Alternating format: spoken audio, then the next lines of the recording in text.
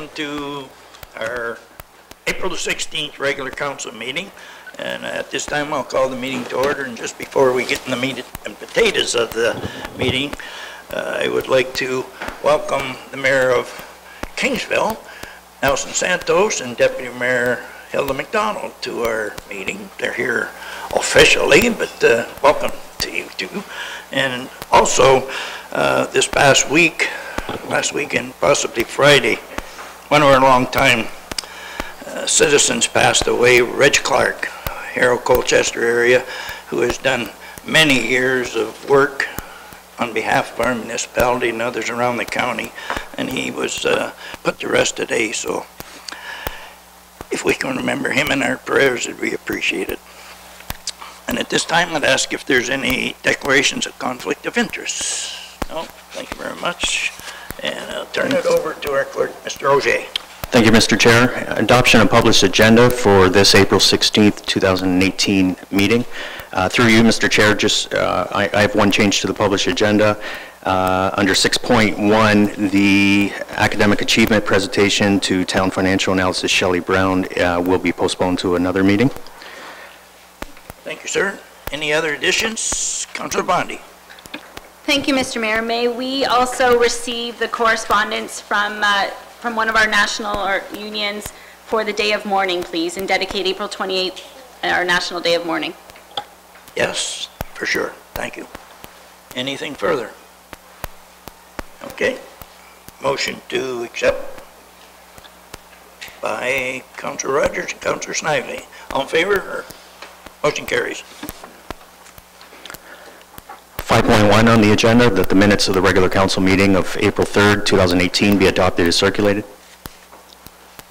Moved by Deputy Mayor Malash, supported by Councilor Bjorkman. Questions? All in favor? Motion carries. 5.2, that the minutes of special council meeting of October 30th, 2017 for the declaration of elected office be adopted as circulated. Moved by Councilor Bondi, supported by Deputy Mayor Malash. Questions? All in favor? Carries. 5.3, minutes of the October 30th, 2017 special meeting for the 2018 budget deliberations be adopted as circulated. Moved by Councilor Snively, supported by Councilor Rogers. Questions? Favor? Carries. And 5.4, that the minutes of the November 20th, 2017 special council meeting for the purpose of considering revisions to the town zoning bylaw be adopted as circulated. Moved by Councilor Bondi, supported by Councilor Vokes. Questions? All in favor? Motion carries. Through you, Mr. Chair, our first presentation this evening under 6.2 of the published agenda is, and this is together with Infrastructure and Development Services, Report 2018-05, Ray McGregor Sanitary Works Information. Chris Nepsey, the town's Director of Infrastructure and Development, will be presenting to council together with Antonetta Gifu, Director of Engineering and Public Works from the town of Amherstburg. Welcome. Mr. Nepsey, you have the floor, sir. Thank you, Your Worship. I'm here with Antonetta, Todd, and Dwayne, the team from the town of Amherstburg, just to discuss a little bit of an update session on the sanitary and stormwater infrastructure and some of the works that have happened and that are looking to happen in the McGregor area. I just want to start off and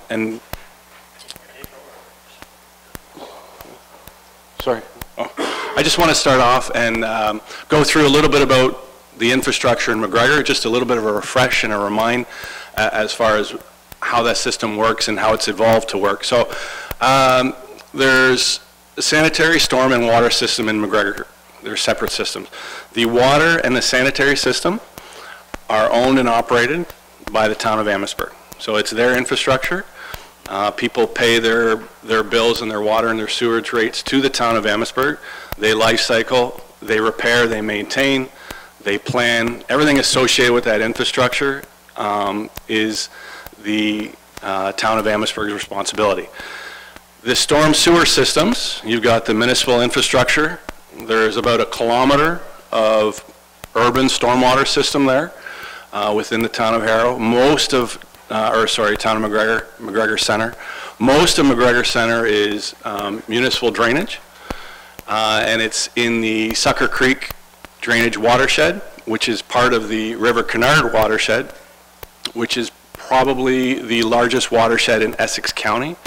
If you go through some of the diagrams in the reports, you can see that the watershed area for the River Canard takes water as far as Kingsville, all the way to the River Canard out to the Detroit River. So when you're looking at a system that large, the amount of water that it's moving, the amount of water that's you know, you look at a system like we had the last few days where you've got rain over those 2-3 days, that water is collecting in that large expanse area and draining to those areas. So it's really central at that Sucker Creek area and in the McGregor area before it gets to the Detroit River. Sucker Creek is a municipal drain, so with that, those provisions that we all know in municipal drainage in terms of brushing, maintenance, anybody can ask for maintenance. We can do capital works, and it falls under that municipal drainage infrastructure. I know Amherstburg, I think you're brushing Sucker Creek, their section of Sucker Creek this year, which will help move that water out of the McGregor Center more, you know, a little faster than it has when it's hindered by, you know, those trees and brush along that ditch bank. The River Canard is not a municipal drain, it's a natural water course. So we've dealt with IRCA on natural water courses and what we can and can't do in those water courses. You know, you can't maintain it. We don't get in there unless something is absolutely causing detrimental negative impact. Even then, IRCA tends to leave things alone in those natural water courses, trees down, whatnot. So we've been pushing IRCA to look at what we can do in that River Canard watershed to help that whole area, because anything we can do to make things more efficient and more effective in River Canard will ultimately help everything upstream, which includes Sucker Creek and the McGregor Center area. In terms of sanitary sewer, like I said, that system is owned and operated by the town of Amherstburg. I'm going to let Antonetta take over a little bit of the history on, and it's outlined in the report, on what they've done and where they're going with it. And in terms of, you know, we had some flooding issues there the last few years with respect to the sanitary sewers. So I'll let her take over for that, and then we can get into a question and answer and maybe expand on some of those other areas. Thank you, Mr. Mayor. First, I'd like to thank everyone for the opportunity for us to come before council and present this information. Chris asked my department to prepare some notes or some information for this report as far as what we've done to the sanitary system in the last basically 15 years to try to improve it, to try to maintain it, and to try to ensure that the flooding is as minimal as possible in that area and all areas of our town, basically. So this report outlines anything that we've done since 2003 on the sanitary system. Like Chris said, we did experience some flooding in the McGregor area last year, and we have had some engineering studies done in that area to look at issues, inflow and infiltration, big issue in most municipalities. We've had reports back basically stating that the town infrastructure is in fairly good condition. As you read in that report, we had infrared of testing of all our sanitaries in the McGregor system, and again found that the system itself is tight and in good condition. What we've been focusing on recently or lately is the private side and introduction of the basement flooding subsidy program. Again, like most municipalities, we're trying to encourage residents to take advantage of these programs, to look at their side of the system and how they could be contributing rainwater to our sanitary system. We've had some uptake as far as residents, not as much as we hoped. Right now, it looks like we've had about 18 residents in the McGregor area that have taken advantage, but we definitely would like to promote that a little more, and hopefully more residents will take advantage of that in the next short while. But again, as Chris indicated, we're here with any questions you might have, any concerns. I brought my team here, and we're here to answer anything you might want to know. Thank you. Oh, that's That's it. Okay, Councillor Bondi. Thank you, Mr. Mayor. This is a really good refresher. I don't remember having something like this similar in the past. So once there's a new election, I would hope that administration would bring this to the new term of council too, because it was really helpful to see the map and to see what Amherstburg is responsible for, because we get a lot of questions as well. The URC, the uncommitted reserve capacity, can you define that a little bit more, please? I'm thinking capacity in terms of new housing developments, but I'm not sure. So I just want to have clarification on that, please. Certainly, through you, Mr. Mayor. My name is Todd Hewitt. I'm the manager of engineering for the town of Amherstburg.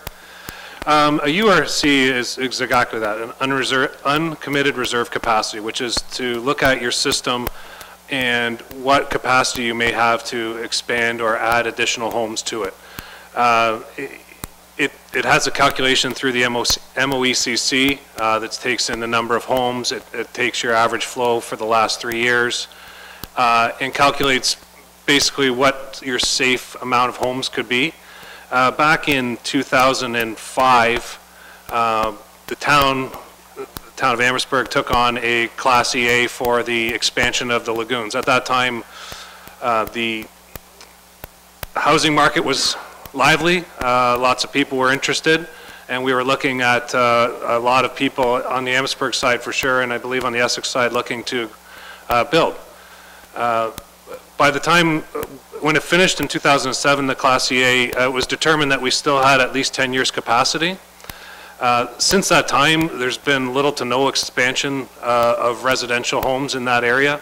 I know in Amherstburg we had one subdivision, Kennard Estates, that has 62 lots that was completed since then and has just recently just about filled. I think, and I may be getting wrong on my dates, but I think even the Masaccio and Ducharme were before that. I guess to answer your question, that URC is something that we've taken on to address our capacity, just to have for information, I think, right now, in case developers both on either side come and are looking for capacity to create development. We want to have a strong handle on what we can offer within the lagoon at this time. Thank you very much for that. Deputy Mayor Meloche. Thank you, through your worship. I have a number of questions that I'd kind of like to ask. So, Mr. Hewitt, that report that you were just talking about, when was that number defined, like as far as the capacity of the system? What year was that study done? Through you, Mr. Mayor, the URC we are currently undertaking. Okay. Because I seen in the report too that with respect to the modeling that was done by that CH2M Hill was done in 2015. Through you, Mr. Mayor, yes, they did a hydraulic model along with flow testing. That was part of our endeavor to try and address the inflow and infiltration, or what we could have there. We didn't do a capacity analysis at that time. What we did was flow monitoring to determine where we thought our pressure points were on the system, and through that they came up with a report that then recommended the electroscan testing of the mains that we did.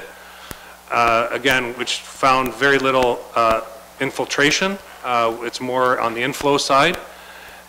We know that a couple of our pump stations back up, the Lucia Estates pump station being one, and the Fox Glen pump station on ours end being another. They back up their systems behind the pump station, but we know that's the case, but we also know that if we were to increase the pump sizes on both of those, it would inundate the remainder of the system down the road on Walker Road. So the key for us on all our accounts is to try and start finding that inflow. Work with the residents to try and find what those, if it's a sump pump that's tied into the sanitary by mistake, if it's, a foundation drain that's tied in directly to the sanitary, maybe a crack in their pipe, any number of things that could affect that. The hardest thing, and I'm sure Chris has done plenty of presentations here about inflow and infiltration, is when you're getting the inflow is when you can't put cameras down the sewer anyway because they're full of water. And that's the challenge that we all have as municipalities, is trying to address that. But I guess to answer the question, the report that we did in 2015 was essentially to try and address that I&I. This is a little bit different. It'll identify capacity, and it's still, the inflow and infiltration could be a factor in how many lots we have available. Oftentimes they'll identify a certain level that they would be comfortable with allowing based on the MOECC rates, and then identify that if you can reduce inflow and infiltration by a certain percentage, that they would allow for additional lots. Further? Further, sir. So I'm just wondering, is this like a working model for the sanitary development? So for example, if there were a large development that were to come to McGregor, can we model it and see what the effects would be or the impact on the entire system? The uncommitted reserve capacity study that they're doing is not modeling. It is straight numbers. It's not inputting them into a computer or using a computer or hydraulic model. The one we did in 2015 with CH2M Hill was different, and it wasn't about capacity at that time. It was about setting hydraulic lines. If we got into a situation where we were looking at numerous developments and we thought it would be advantageous to hydraulically model that, I think we could easily resurrect that through CH2M Hill. But the URC that's currently being done is a strictly numbers system. Okay, so I know. So I'm going to direct this to Mr. Nepsey. I know we've modeled both the storm and sanitary systems here in Essex, and we're doing that in Harrow this year, I believe. Once those are complete, are we looking to do it in Colchester and McGregor as well? Through your worship. Yeah, that's correct, Councillor. We've done a little different, I think, I guess, in terms of what we did in Essex Centre. We have a working model there for both the storm and the sanitary, and then doing Harrow this year as well, storm and sanitary, to ensure that if there's developments and whatnot, we can model those points and see how it impacts the system and how the system works, and you know how effective it is in different type of storm, both intensity and duration. We would look, definitely, we're looking, that's part of the plan, is to push that to Colchester and to McGregor. Maybe when we get to the McGregor system, it would be an opportune time to partner with Amherstburg to not only get the storm done, but to get the sanitary to become a working model. So that's something that we can present to Amherstburg at that time when we do McGregor. So it'd be a natural next step. And it sounds like with the data they've collected, although it's not a working model, I think all that data is there to do that baseline. To turn it into a working model might not be as onerous as starting from scratch. Thank you. Further? Yes, sir. I see in the report here that the town of, this I think would be to Ms. Jaffu, maybe. I see that the town of Amherstburg spent $400,000 or included $400,000 in its capital program to cover the cost for McGregor remedial work associated with the sanitary system, including this program. So out of the $400,000, is the $400,000 spent, or I know that you said you didn't have a lot of uptake on this, but I just wondered is this just the program, or what else did you spend money on for remedial work? Through you, Mr. Mayor, the $400,000 was committed by our town council as far as any remedial work that would come about with either the I&I inspection that CH2M Hill prepared for us, or the basement flooding subsidy program. So it was basically a lump sum that council approved that would go towards any remedial action that we brought forward. At this time, it has covered the costs of those residents that I spoke about. It has also covered some costs for the infrared inspections and some work that came about from that. But there is still a large sum of that money that's sitting there waiting to be used if we find anything, or if we move forward with any remedial work that we feel necessary. Sorry that I'm hogging that. So would this work be available to, would these monies be available to McGregor residents that are on the Amherstburg side of the road as well, because they're on that sewer system? Through you, Mr. Mayor, that is correct. Anyone in the McGregor area, both sides, can take advantage of that basement flooding subsidy program. So we opened it up to both towns. I might ask, so how would residents know that that's available to them on the Essex side? Through your worship, I can answer that. The subsidy program from day one has been for the entire town of Essex. It was never ward specific, so it's always been open to McGregor residents. It was something that we were carrying basically as the town to help out. We've partnered with Amherstburg. They came forward and they said, we want to start this basement subsidy flooding protection program.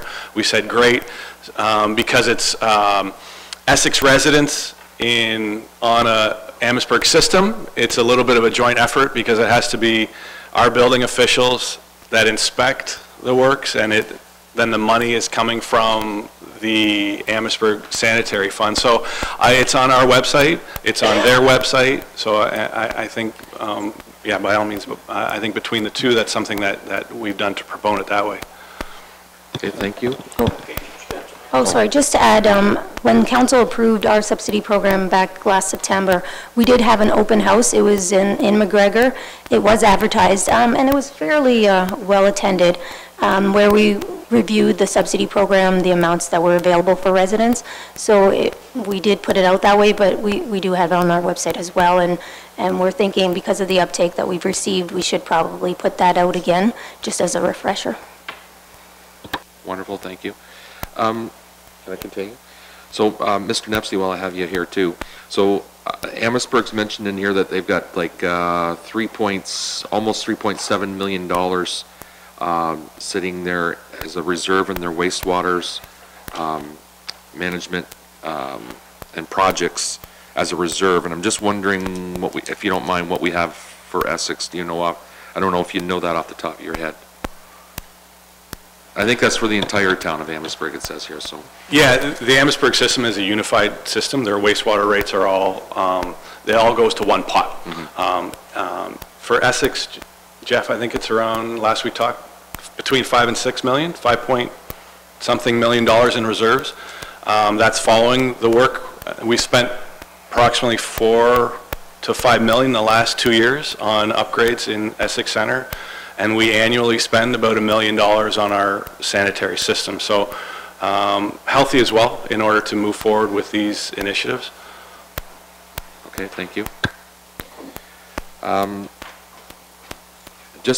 Sorry, going back to Ms. Jaffu, I think, who may be able to answer the question, but I did know that going back, I've been on council for 15 years, and I can remember when I first got on council 15 years ago, that pump station at what used to be Luciers Estates, and now it's Hidden Creek Condominiums.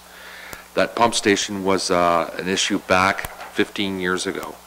And I know that there was an environmental assessment, I believe, that was done on it, and there was an open order on it, and I'm just wondering where that's at. The open order, has the open order on that pump been handled, or where are we at with that? I'm actually going to take that one. Mr. Hewitt, yeah. There is no current open order with respect to the Lucier Estates pump station. You're right, and I don't know the exact dates, but there was some discussions about having an EA done, and I think it may have even commenced. And at that time, a lot of the discussion was about relocating that pump station to try and collect some of the sanitary that I think was going to come off the back end of Masaccio and some of the other areas, and I might be getting the areas wrong, so I apologize. But at that time, development kind of, I guess, petered out. There wasn't really any demand for that. And even back then in 2003 and 2004, we worked with the Lucier Estates at that time to try and identify their inflow and infiltration.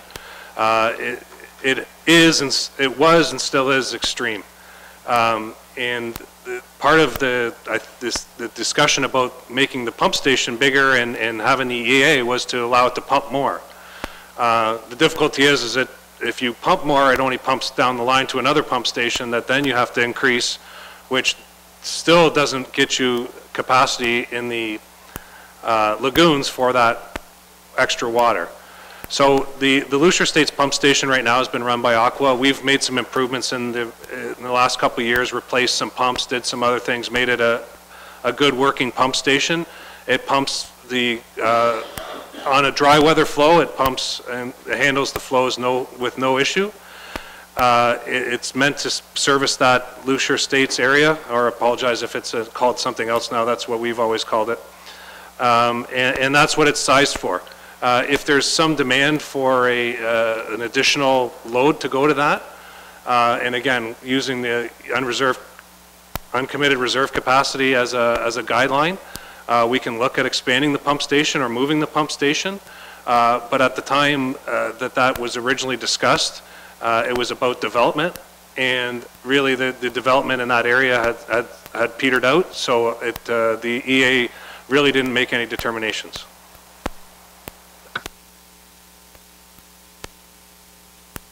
Sorry, can I continue, Mr. Mayor? Yes, sir. We've had flooding issues here in the town of Essex Center, as well as McGregor, as you know. But here in Essex Center, I know, as well as other neighboring communities, that they've had battles with I&I. We know it's an uphill battle with I&I. But I've read you're looking to, in here, that trying to better utilize your overflow at the pump station. But as Amherstburg, is there any chance of exploring that we could use the lagoons for that excess water? Because at the end of the day, those residents are still having flooding in their homes, particularly in Lucia's Estates, as you would refer to. But they're even having sewage backup. Not sure if, you know, like maybe they don't have their backflow valves in correctly in that, but I know that there's a lot of, like, you know, if they've got lower laundry tubs or toilets in their lower levels, the flooding is so bad that their toilets are it's just pouring right out of their toilets. So I don't know what the answer is, but I would say to have pumps that drive the water away from that area rather than leave it sit there would be the solution that I would like to see have happen. And I know there's cross-contamination that does happen between the two systems. I just don't know what the answer is for those residents, you know, and it's a hard place for them to be because they don't have a counselor that they can go to because they're Essex residents. I don't have the strength to make Amherstburg do something, but I really think that we need to look at it and be, you know, trying to come up with a solution here on some of these flooding issues that they've got. But maybe I'd just ask you that question again. Is there any potential that at some point in time we'd use the lagoons or maybe as a collection of that water? And I know you're saying that it would cause another pump that may have to be, but is that the true situation that we already know that would happen, as from the modeling that you've had done, that we'd have to increase a pump somewhere else other than at Lucia's when we pump that water out? Okay, I think I got all those questions. I guess to answer the first question, and it was in the report, the MOECC was not in favor of us being able to utilize the bypass. That pump station, not unlike many pump stations built in the early 80s, had a bypass pipe that was essentially about 3 feet below grade. So if the water ever got to the bypass pipe that was there, basically everybody would be flooded anyway. We were hoping that the MOE would look favorably on us being able to utilize that bypass pipe with a separate pumping system in situations where, and it doesn't happen all the time, but it does happen in dire situations like last August, where the system is inundated and we just need to relieve the system. That was what we thought was a reasonable alternative. the MOE CC did not agree. So now we have to look to other options, and you're right, Councillor Malash. One of those options may be looking at pumping it to the lagoons and seeing what we can, what the lagoons may be able to handle from a capacity standpoint by upgrading the pumps, and the bigger difficulty, upgrading the force main from, or doubling the force main or twinning the force main from the pump station to the lagoons. Both large costs, but something we do have to look at. I think it should be noted that you know, our residents certainly in August and in previous times have been flooded as well. The last storm, obviously, that we had in August of 2017 was extremely severe. And you're right, people that had backflow valves still flooded, difficulties of that nature. So I think that we're going to continue to look at those solutions or possibilities. Obviously, as you know, the best solution is to get rid of the influent infiltration. It's like a dog chasing its tail. We try and try and try, and you find sometimes you get lucky and find a big one that'll help, but oftentimes it's just little pieces, and we're going to continue to work at that. But I think we also have to look at a larger solution too. I know that here in the town center, Essex took on the wet weather lagoon, right? I guess maybe I'm getting the terminology wrong. But we're a wet weather cell. The town of Amherstburg is actually going to be installing one this year as well in our Edgewater Lagoon area for that same purpose.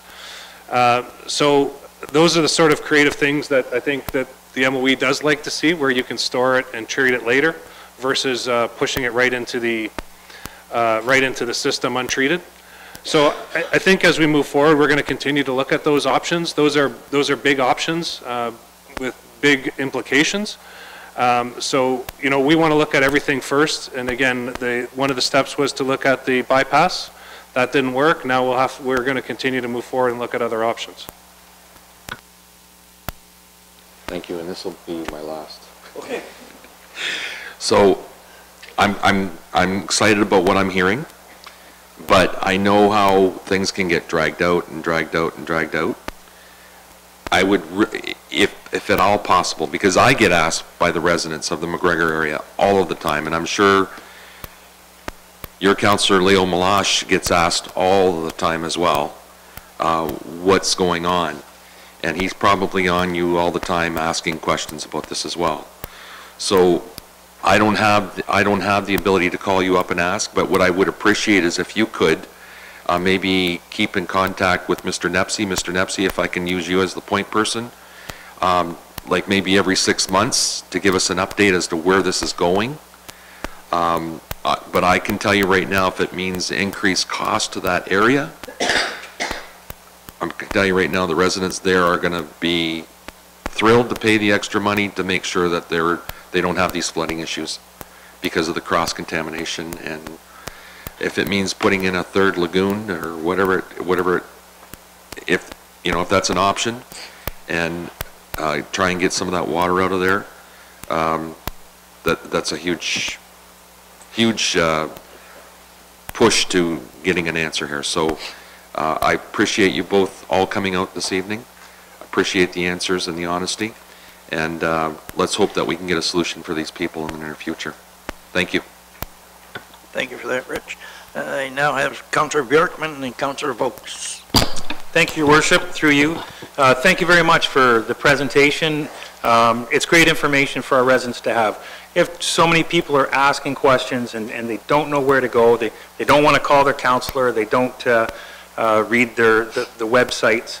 One of the things that we had when we were going through our issue was we had a community focus group. We had a committee of residents that worked with the counselor, worked with administration, and they were part of coming up with the plan as far as the subsidy program, all that. Have you had a committee of residents from McGregor involved in any of this?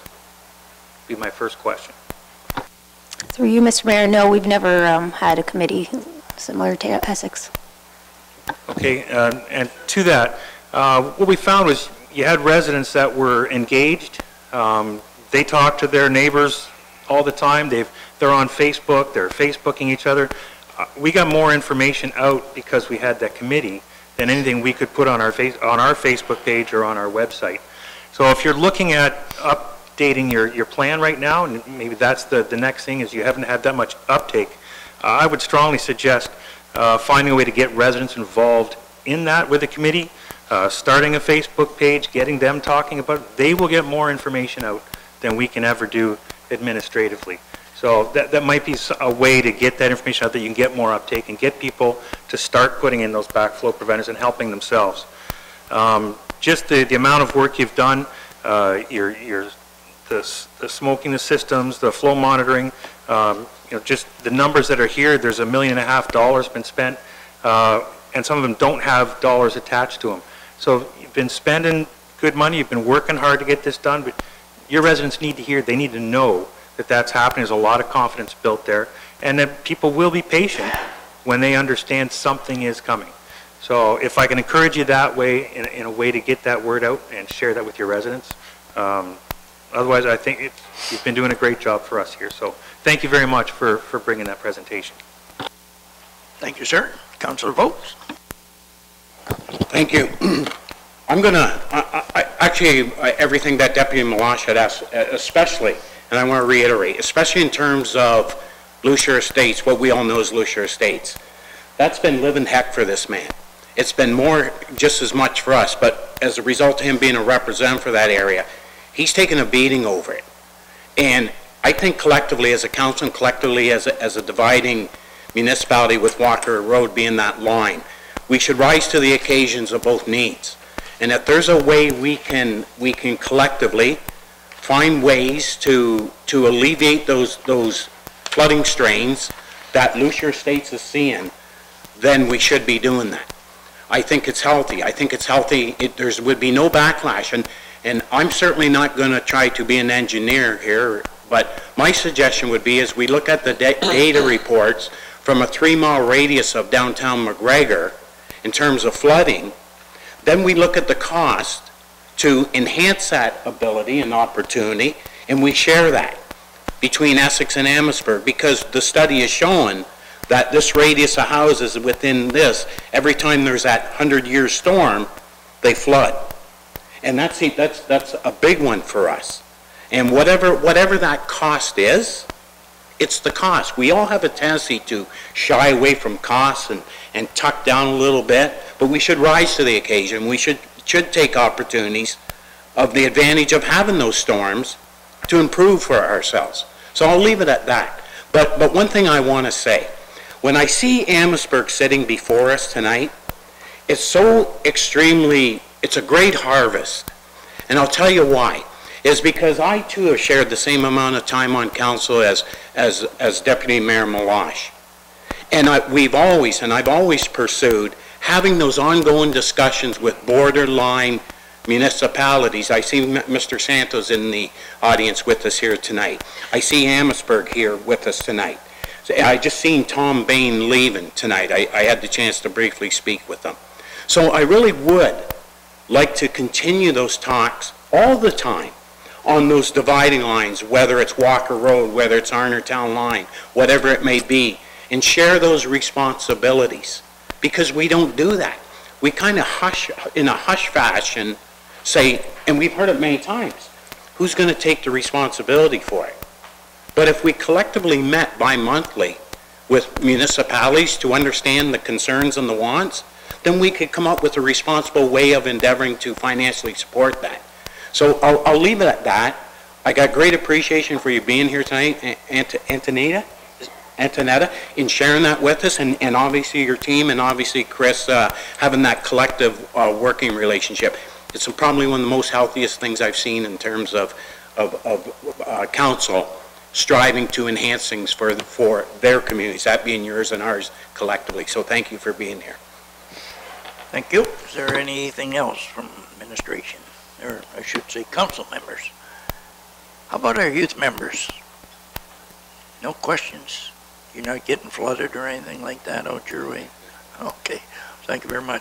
Thank you very much for the presentation, and keep up. Oh, I did have a couple comments just with what Mr. Hewitt said with regards to great cost if we're going to be pumping the water to the lagoons, just like many of the council members have said, it is a large cost, but that sure beats getting flooded out most of the time that it rains. And I'm sure, like Deputy Melange said, people do respect the work that you people are putting forth. Like, we know it's a long system to get it corrected, but you're working at it, and that's what counts. So thank you very much for everything you do. Moved by Councillor Bondi, supported by Councillor Rogers. Any questions? All in favor? Motion carries.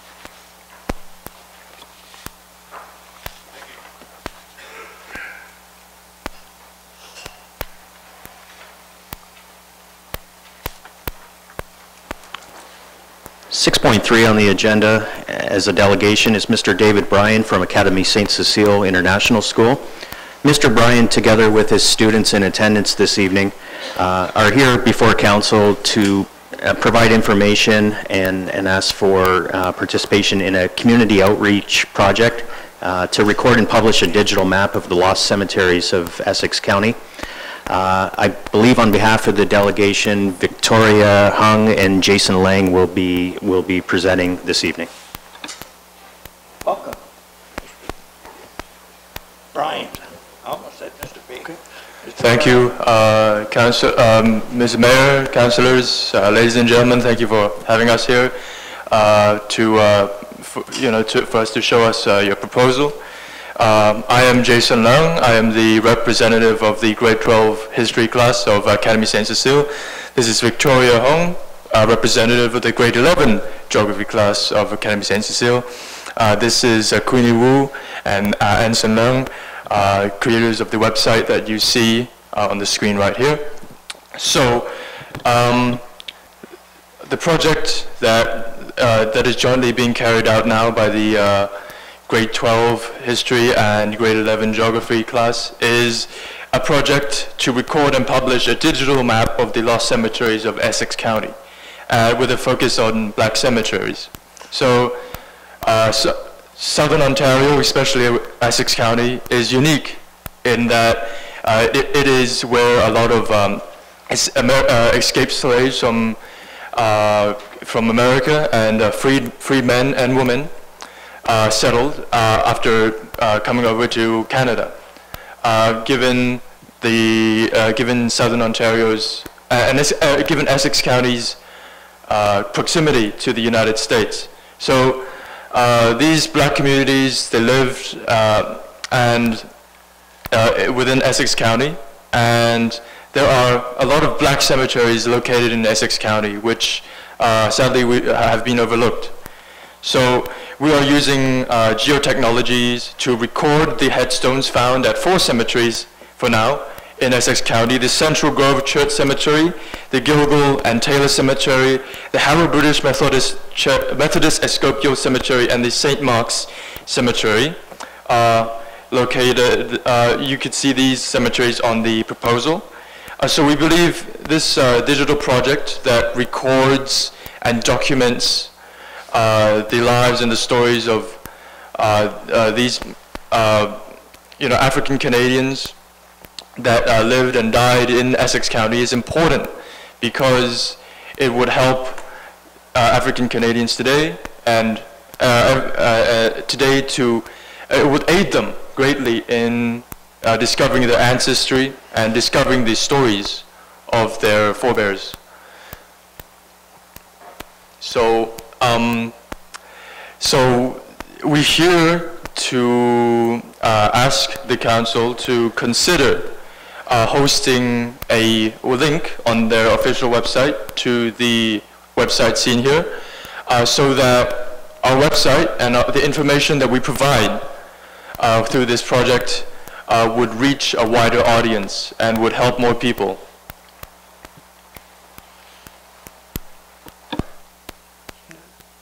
Right, yes, that is it for now. We are here for any questions that may be raised. Deputy Mayor Melange. Thank you, through you, Your Worship. Well, I applaud your efforts. That's fantastic that you're working on this.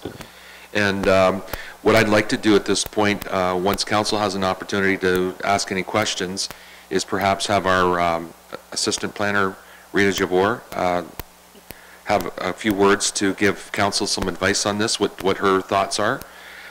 She is also our heritage administrator and for our Municipal Heritage Committee. And I'm actually chair of the Heritage Committee as well. But Rita would be able to give us a better idea of how that would link into what we're doing as a Heritage Committee as well. So once councillors have had enough time to speak, I'm gonna ask that Ms. Jabbour have a chance to say something as well. Okay, thank you, sir. I have Councillor Vokes, then Councillor Snively, and Councillor Rogers. Thank you for your presentation tonight. I don't know if you know this, and I was just looking real quick. I think you highlighted the known and current cemeteries. Is that correct in saying that? I'm sorry, Yeah, it's correct. In not being able to bring it up and see it, does it show one there in the Gesto area? Yes. Okay, there is one right in the Gesto area itself. Okay, so with that being said, what would you consider? Maybe Rita would talk about this. I don't know, but what would you think about? And I would happy to host it with you. What if we did an open house of some sort to talk about anybody who may have survivors in a cemetery, and get the history a little bit? Would that be to any advantage to you in doing that? So like we're going to going to the graveyards and like collecting their the geo-reference about the location and like the family names and how all the stuff into the thing. Like we will use like the survey 1, 2, 3 to like collect all the data. So yeah. So that's something that is very interesting. But I'm just suggesting that if I could get council to waive the fees for the Shaheen Room at the Essex Arena, and we advertise that we're looking for any historical buffs or any remaining family members to come to the arena at the open house, and if we can get that information from them, and if nobody shows up, fine. But if people show up, it's just more for the history in terms of putting your project together. It's your call. I'll just leave that opportunity for you to think about. And if you have interest in that, then through Rita, get in touch with me, and I'd be happy to go sit with you there for an evening and talk to anybody who may come in that could give you some history as it relates to the black historical cemeteries in the region. Yes, through you, Mr. Mayor. Yes, absolutely, Councillor. We definitely say yes to this opportunity. We would also like to add to this by saying there is a Black History Museum in Amherstburg, so perhaps we could also include this museum and make this huge group effort, because the museum would definitely benefit from this information sharing, and we definitely benefit from what the museum has on their side. Yeah. So we talked about in the earlier presentation about including different communities within the within the Essex County, and including Amherstburg, and this in a historical and information sharing sense is another iteration of that. Yeah, so, yeah, definitely. Yeah, and I think there's a host of rich history there that is yet to be discovered, and I think there could be some things come forward if we really are proactive to it, and we collectively work with anybody who can help us and have that open house. I think it could be to great advantage to unearthing some of that history that, as it relates to the cemeteries, that we don't even know about today. So I can be your liaison if you choose to do so, working with Rita, and I will help you in any fashion I can. Don't hesitate to contact me. I would love to do it. I would love to do it, so. Okay, thank you for that. Councillor Snively and Councillor Rogers. Thank you, Your Worship. I applaud you for the work you're doing. It's great.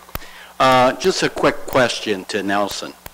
I know you're working on a flyer for the town of Essex for tourism and what we have to offer here. Would this be something we could put in there, because this would draw in tourism? on these cemeteries here. I think, personally, I think that would tie in with what you're doing, what you're working on right now. Would that tie into it? Through you, Mr. Mayor, yeah. I mean, heritage is one of our 4 pillars that we focus on for tourism in Essex, and definitely include this link in our tourism website and talk to our manager of communications about moving forward with something like that. I think it would be great to include this, because this is history, and like I say, this would be good for Essex. So, but again, I applaud you. Thank you. Thank you. Councilor Rogers. Thank you, Mr. Mayor. I also applaud you, and it's long overdue, the acceptance of our black heritage and history here, and the celebrating of it. And it will help enhance tourism in our area, and we should find more areas of black history and black interaction in our communities to support and to promote. Thank you. Thank you. Anything further? Yep. Councilor Snively. One last thing, Your Worship, to the panel here. Have you people read the book about black history that Milo Johnson has written? Any of you? Yeah. No, Councilor. I'd like to see you get a hold of that, and that's got all the history in it. Dates way back 220-something years ago. So. Okay, if there's no further question, looking for a motion to receive and received and support. Councilor Rogers and Councilor Snively. Receive and support. Oh, Deputy Mayor Meloche. To the motion. Mr. Mayor, can I have Mr. Bohr say a few words on the topic as well, please? Yes, that's right. We haven't accepted your motion yet. Right. Okay, Mr. Bohr. Through you, Mr. Chair, I want to thank Deputy Mayor Richard Meloche for allowing me to say a few words. And first and foremost, I want to thank Mr. Bryan and his students for bringing this idea forward. I was very, very excited when I got that email from Andy Graff alerting me of this proposal. This fits in very, very well with recent media coverage regarding the lost cemeteries of Essex County. Some of you may have read that article. It received a lot of views on Facebook. It received a lot of shares.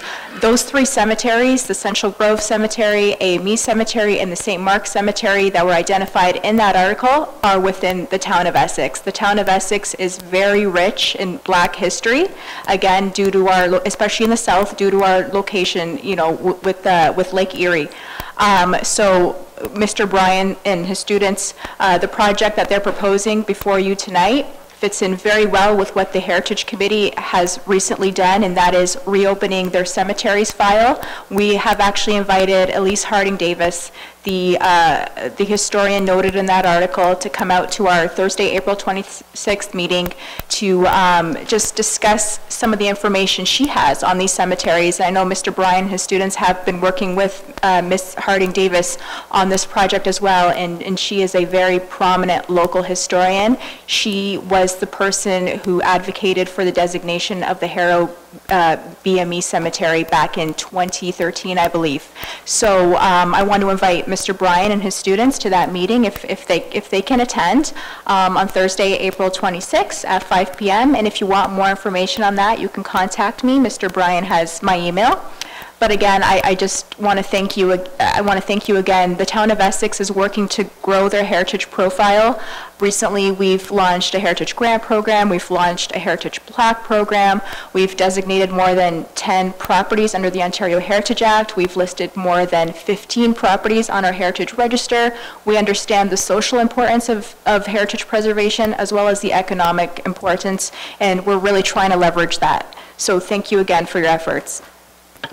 Thank you very much for that, Mr. Board. I have Councilor Rogers and Councilor Snively moving to receive and support. Any questions to the motion? All in favor? Motion carries. Thank you. Keep up the good work, all you youngsters. Sure can. You should be in it, though.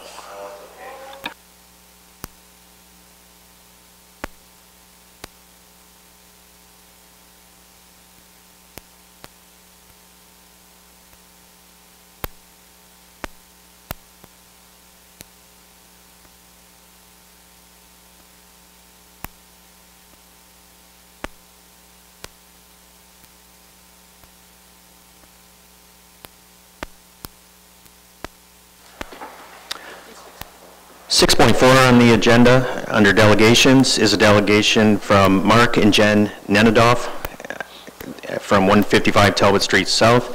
They are here before council to request a second driveway entrance for that property. Earlier this evening, I distributed to members of council pictures of the proposal or the request that the Nenadoffs took and asked me to distribute, and I have those up on the screen right now. Welcome, Mom and Dad. You have the floor. Your Worship, thank you very much. Our request is that you grant us permission to add a parking lot in the back of our property, which is along Irwin there. It's already cut out. Our requested parking is well, like, away from the sight line, away from the stop sign there. We plan to make a space sufficient for approximately 3 cars there. It's a similar situation as the neighbors have, a similar parking area there. We're planning to put down gravel. Our main motivation is basically a lack of parking on our parking lot. We have an extremely short driveway, which has a sidewalk running through it, so there's not even, our driveway doesn't even have a place for 1 car to park on it. We do have a garage, but that fits 1 car as well. So basically we just want to increase the parking. The parking situation isn't really viable at this point. And it's just our desire that if your worship would grant us the permission to build that parking lot, which we do understand does constitute an entrance to the lot, and approval is required. Okay, thank you for that. I have Councillor Vokes. Thank you, Worship. Actually, without even hearing from administration, and I assume somebody will turn to them, and if they do respectfully so, we should. But I'll be supporting this, because the truth is that people I went by there the other day, and people do park there anyway. So you have the forthwith about you at least to come and ask for permission to park there, while others are parking along there anyway. So my hat's off to you for that. But it's not an extremely busy spot, and so I will be supporting it. Thank you. Okay, thank you. Councillor Snively. Through your worship, have you had any feedback from any of the neighbors? We've not discussed it with the neighbors yet. Our thought would be, if we do get approval here, we would talk about whether the neighbors are all right with it going all the way to their driveway, because they have a driveway right there. If they're not okay with that, we would keep it away back from their property. We've just recently collaborated with them on building a fence on the property. Okay. So yeah, we have not brought that up. We figured it would be most appropriate to bring it up to the council first and then go from there. Thank you. Further to that, I would support this too, as long as the neighbor, you haven't got a problem with the neighbors, and if you work with the neighbors, I would support it along with Councillor Vokes. I don't see a problem with it. So, thank you, sir. Councillor Berkman. Thank you, Your Worship. Through you, I noticed that part of the request here, or the recommendation, is that the resident consult with the manager of operations. So we can just check with Mr. Nepsey and see what he has to say about that right now. Thank you, sir. Mr. Nepsey. Yeah, through your worship, this is fairly typical for corner lots as far as requesting a secondary entrance. It's much different than a property that's on a main street that's looking, to have a U-shaped driveway or whatnot, and so it is different that way, and it's not uncommon for council to give that approval. My only, when they go in for a permit, they'd have to get a driveway entrance permit, and we would just discuss those sight lines as they noted, and the width of that driveway to ensure that it's, if you're parking there, that it's not hindering the stop sign at Irwin and Fairview. But it does make sense for them to look for this as a secondary entrance. One thing I do want to caution them, though, that it is in the municipal right-of-way. Irwin is destined to be reconstructed, which means at some point there may be a trail or a sidewalk that we would want to put in that right-of-way, and it may have impact on that. So that's something you will have to deal with in the future. But barring that, working with the manager of operations, it's something that we can definitely work with them on. So. Thank you for that, sir. Councillor Rogers. Oh, Councillor Bjorkman. Yes, Thank sir. you, Mr. Mayor. Just a question. Councillor Rogers. Oh, sorry? Oh, Councillor Bjorkman still has the floor, sorry. Thank you, sir. And through the chair, yeah, I am also in favor of allowing that. I went out and had a walk around there a couple days ago, and I see how little room there is on your driveway compared to having that sidewalk through there. You obviously can't put a vehicle in that space. And then looking down Irwin, as Councillor Volk said, there's a number of places that have parking sanitary. So again, I also thank you for coming forward and asking with us and making sure that everything's proper, that those sight lines are there. That's the most important thing on that corner. So thank you for coming out, and I'll be supporting that. Now, Councillor Rogers. Yes, thank you, Mr. Mayor, and sorry, Steve. Just a question. I would have no objection to this myself either. However, my question would be, did you consider widening the driveway you have now and having a drive up beside your That is actually, oh, sorry. Your garage, and that would bring you obviously a lot closer to your house too. Yeah. That actually, thank you very much. That actually is part of our plan. My understanding is adding it there would not need approval because it's part of that driveway. But yeah, our plan would be to put one parking spot right there. We have, when we built the fence, we have an area around there to have one parking spot there. So that would be, we have 2 cars, so we have the garage and that would be primary. What we put in the back would be, if we have guests or, stuff like that, so we don't have any overflow. Okay. Yeah, thanks. Councillor Vokes. Thank you. When the time's right, I'll put a motion forward to move with the second driveway at 155 Talbot Street South. And I want to go on record and say something that I had discussions actually today with Councillor Bondi about this, and her baby's sleeping today, or right now. So I know that's why she's not speaking to it, but she too supported it, just so you know. So again, I'll make that a motion to support the secondary driveway at 155 Talbot Street South. Okay, so we are going to approve, and that the resident consult with the manager of operations as it's stated here in the report. Okay, moved by Councillor Vokes, supported by Councillor Snively. Questions to the motion? All in favor? Motion carries. Thank you very much for that. Good luck. Thank you very much. So the next step will be to get the permit, right? That's right. Correct. See Mr. Nepsey. Thank you. Thanks for your time. Building inspector.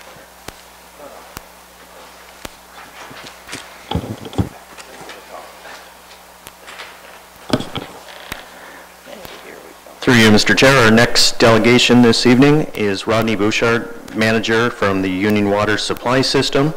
He's here to present to council this evening on the proposed business case for restructuring the UWSS into a municipal service corporation. I believe Mr. Bouchard's presenting, but also, as noted by you, Mr. Chair, also in attendance is Ms. McDonald and Mr. Santles in their respective capacities as chair and vice chair of the UWSS, together with Mr. Gardner and Mr. Willis. Welcome, Rodney and company. You have the mic, sir. Thank you, Mr. Mayor and Essex Council. Do I need to update this?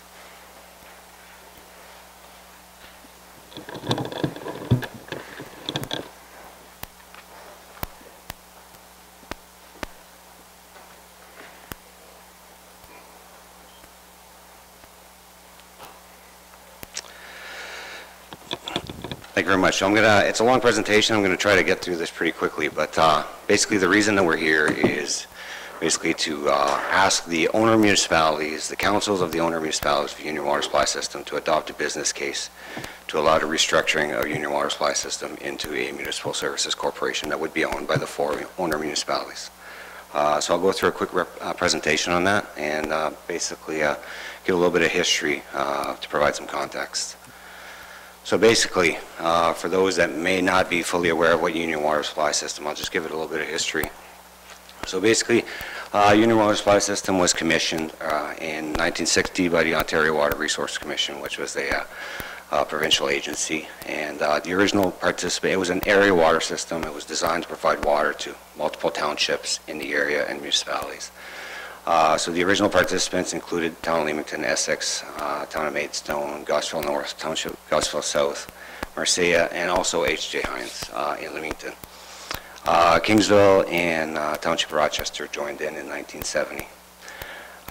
So basically, the system was owned and operated by OWRC, which then was subsequently transferred to the Ministry of Environment, and then that was transferred in 1993 to the Ontario Clean Water Agency. So it's been in ownership. It was in ownership and operated by provincial agencies basically up until 1997. Well, a little bit further than that, but 1997 is an important date because the province put out the Municipal Water and Sewer Transfer Act in 1997. So basically they were going to transfer all these assets that are water and wastewater assets that were owned by the province to the municipalities that they served. That was being done in conjunction, of course, with the amalgamation of municipalities, as you are all well aware. So, so by the time that all got set forth, it wasn't until 2001 until the province reached an agreement with the 4 owner municipalities at that time, so Essex, Kingsville, Leamington, and Lakeshore, to transfer the assets that were previously owned by the province to the 4 municipalities.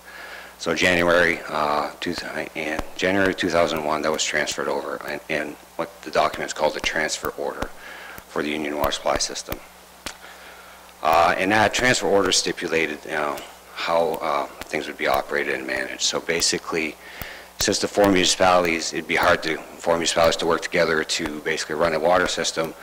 The transfer order stipulated that a joint board of management would be created to manage the water system on behalf of the 4 municipalities.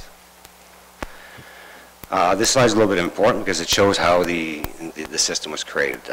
So basically, ownership of the system was a tenants in common between the 4 municipalities, and the ownership shares were based on how much water you consume from the system. So basically, the treatment plant treated the water, distributed it to the 4 municipalities. There was meters that basically identified how much water was being sent to each of the municipalities, and that ownership was based on that. So initially, that was set out in 1998. The last version of the ownership shares was basically set out January 1st, 2017. It was actually revised at the last board meeting on April 4th. But so basically for the next 4 years, for the period of 2017 to 2021, the ownership shares are set out in front of you. So basically, Leamington owns a little over 50%, Kingsville a little over 40%, Essex just under 7%, and Lakeshore a little over 3%. So that's revised every 4 years in accordance to the transfer order. So this is how the whole governance structure works. Basically, we have the 4 system owners, which are owners in common. They appoint the board members. So basically, it's based on every municipality can appoint 1 member, and then you get an extra member for every 10% share of the water that you consume. So currently, there's 6 Leamington councillors that are appointed to the board. There's actually 5 Kingsville councillors that will be appointed to the board. There's 4 right now, but there's another one being appointed soon because Kingsville now has 40% share, so 4 for every 10%. And there's 1 from Essex and 1 from Lakeshore. Basically, the system wholesales water to the 4 municipalities. That's all billed. We measure that and we bill each municipality based on a wholesale, and the operator of the system is Ontario Clean Water Agency, because when the system was transferred in 2001, nobody really knew how to operate the system, so they figured, well, we might as well keep Aqua and get into an agreement to have them operate the system. So that's how it's been going on since 2001. So we've had, the Union Water Supply System has had a contract with Aqua to operate the system, and that's being, we're looking at some negotiations with that right now, but it's another issue. So basically, what is Union Water Supply System? Common assets. So there's common assets that are owned by the 4 municipalities in common. So there's the pumping plant on Lake Erie. There's the water treatment plant in Ruthven. There's the Cotton Reservoir and Booster Station. And there's those 4 water towers. So Albuna, the one that's on Albuna Town Line, the newer one that was built in 2012. There's the Leamington one, Kingsville, and Essex Water Tower, which, if you've noticed, is about ready to get repainted. And there's about 140 kilometers of transmission water mains that there's kind of a loose agreement between the 4 municipalities on these are what we call transmission water mains, and that provide water to the 4 municipalities. This is a service area. You can see the boundaries are in red. The furthest that we push water is basically the OPP station at Manning and 401. But that's through the local distribution. We just treat it and it gets pushed that far. So all we do is we take the water from the lake, we treat it, and we wholesale it to the municipalities, and each municipality distributes it to all their customers. So why restructure? Well, I mean, there's a lot of good things about Union Water Supply System. I mean, we have a good board. The operational part works well, and the projects that we can fund. The only way we can fund projects at Union Water Supply System is wholesale rates. That's our only source of revenue. We can't finance. We can't do. I'll get into that in a minute. But so basically, projects that we can fund ourselves from the reserves, that goes well. Projects that may need a lot of financial support or loans, well, we can't get those on our own, and I'll go through that in a minute. So these are the big issues. There's a couple main issues. One is Union Water Supply System does not have a legal status of its own. Basically, it's just a transfer order agreement. We don't have a legal status. We are not a corporation. We can't do a lot of things. We can only do what the transfer order says we can do, which is treat water, wholesale it to the municipalities, and some of the things we can do is raise the wholesale rate, but apart from that, we can't do much more. The debt that is Union Water Supply System carries is actually not our debt. It's carried on the municipal books. So when the system was sold from the province, it was sold actually from the province to the 4 municipalities. Basically, the municipalities had to borrow money to pay the government off, and that debt was basically assigned to Union Water Supply System. So Union Water System has paid that debt since that time, and that goes till 2026. So all those debts are basically carried on municipal books, and any new debt, if we have to go finance, we have to go to the municipalities for you to co-sign loans basically on our behalf to get those loans, because we can't do it on our own. The other issue we can't do is we can't get government grants. So the Clean Water and Wastewater Fund grants that all the municipalities received in 2016, 2017, we can't apply for those directly. We have to ask our 4 municipal owners to apply on our behalf. And that's not quick. I mean, basically the last grant period, there was a 45-day period to get the grant, to apply for the grants. It would take us longer than 45 days just to get the 4 municipalities together to basically say that we want to apply, if they chose to. We still have some issues on who owns what, so common acid water mains, but I think that's kind of been mostly resolved. But there's future things we want to do in the future, and there's other things we want to do in the future, and there's potential for those issues to rise up again.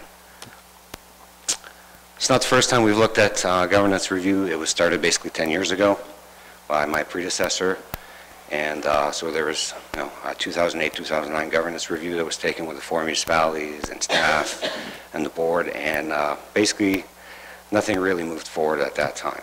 2012, I'd become part of the Union Water Supply System at that point, and one of the mandate was to look at this again. So I looked at it internally. There was presentations done to the board, and basically it was identified through a longer process that restructuring the system into a municipal service corporation might probably be the best way to go, because it would address some of those bigger issues. So we looked at a lot of, as part of that evaluation, I looked at a lot of alternatives, so different ownership options. Is it 4 municipalities? Is it 2? Is it 3? Do we have preferred customers? Is it all transfer to 1 municipality? And also we looked at different corporate structure options. So municipal services board, municipal service corporation, local board, or a wish list that maybe the province may grant us. So we went through all those aspects and looked at those. I'm just going through that a little bit quickly. But basically what was identified as the preferred model was a municipal service corporation of the 4 municipalities that would basically just take the assets as they are now, as I've identified before, so that the pumping plant, the treatment plant, the 4 water towers, the column booster, and transfer that into a corporation. That was basically the preferred option. So from that point, we did the legal review. So we retained, what William Willis of Willis Business Law, or his predecessor, to do a legal review of the system to see if that was actually an option that could be done. And that was presented to the board at the time, and yes, it was identified that the system could be transferred to a municipal service corporation if the 4 owner municipalities basically adopted a business case to do so. So 2017, 2018, basically that's where we are, where we are right now. So that we retained, again, Willis Business Law to help us create a legal business case to transfer, to look at reorganizing into a municipal service corporation. We also retained PricewaterhouseCoopers, represented here by Mr. Tom Garner, to do a financial business case to see if it's possible to address some of the questions that we had. If we were to restructure into a municipal service corporation, would it be possible to do some of the things that we want, which is apply for grants on our own, get self-financing, basically have debt capacity on our own without applying it to the municipal books, and basically allow us to do our capital planning and funding on our own without basically leveraging the assistance of the municipalities or for that type. So to get to that, that's an important point, because we did a water quality master plan a year and a half ago that identified all the things that we needed to do at the system to basically to make it better and to address some of the concerns we have. So for example, I'm just going to name a few things, but adding a UV system, putting a residual management facility. There's actually some larger water mains that need to be replaced that go from the plant all the way to Cottam, which serves water to Lakeshore and to Kingsville Lakeshore and Essex. There's a lot of projects. There's about $25 million worth of capital works that we're looking at on the books for the next 10 years. The only way we could do that right now is to ask for municipalities to get loans on our behalf, or we raise the rates a lot to address those, which is something we don't want to do. So that was the idea of, if we go to a municipal service corporation, could we address those issues?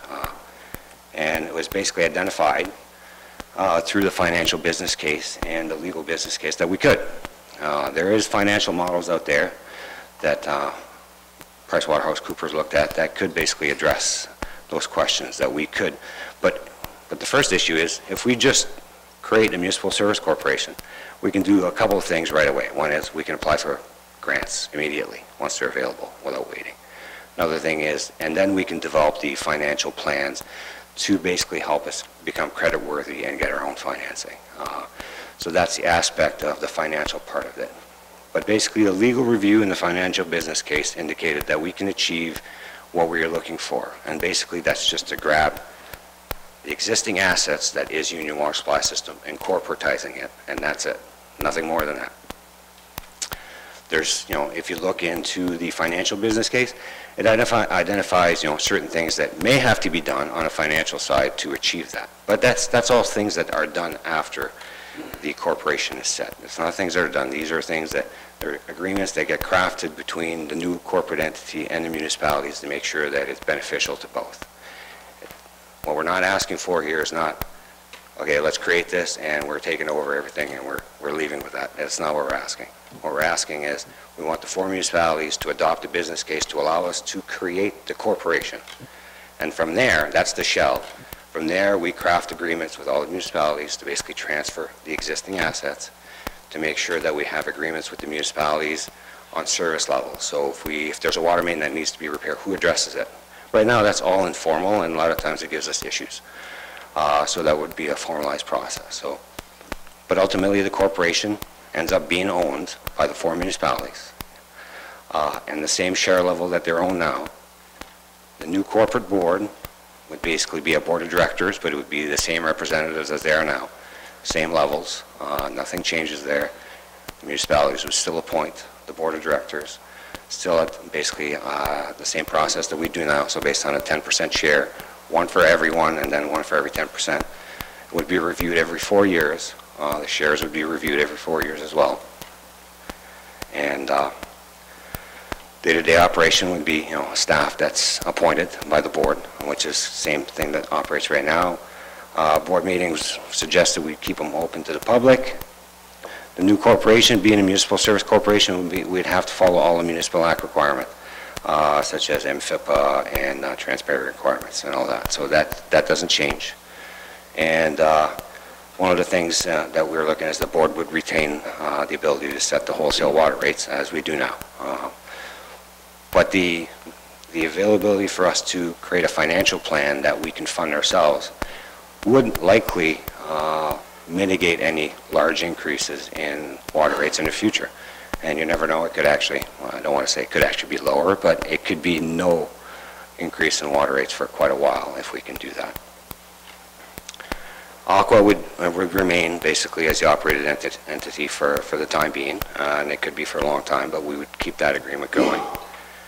Right now, all the administration and finance that's done for Union Water is contracted through the town of Leamington as the largest shareholder. That would stay the same for now under a formalized agreement until maybe things change in the future, but that's up to the board of directors at that time if that would change.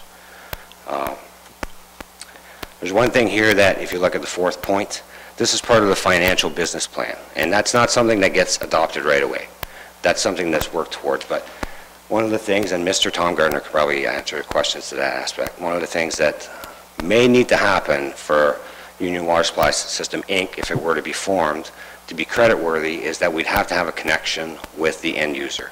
That basically means that we provide water to the end user, not directly, through the municipality, and when the municipality bills a customer, it would say, here's the Union Water Supply System portion of that. That's it. Nothing else changes. That's all that would be identified on there. And maybe other things, but Mr. Gardner can answer that. It's not a privatization of the system, not at all. It's owned by the former municipality. Basically, nothing changes except that it becomes a corporation. The board, joint board of management becomes a board of directors, owned by the former municipality, same shares, and it's operated the same way. But it allows us to create a financial plan that we can self-fund, that we can apply for grants, and that we can do things that we can't do right now. So those are the benefits. So what's the next step? Basically, the next step is we're asking the councils of the 4 owning municipalities to adopt a business case to allow the restructuring of Union Water Supply System into a municipal services corporation to create the shell. After that's done, then the new entity and the municipalities can craft the agreements that are necessary to do certain things, which is how do we do water main repairs, how do we do certain things, how do we transfer the existing assets from tenants in common status to the corporation. And that's it, Mr. Mayor. Okay, thank you. I'm going to ask the first question, and I'm on the board. I'm going to ask you this question. You may have said it at the meeting when this was presented to us, but it's gone over my head if I heard it. Do you need all 4 municipalities to prove this for it to become possible? Through you, Mr. Mayor. Actually, I would say yes, but I will ask Mr. Willis to answer that if he so be it, as our attorney. Thank you, sir.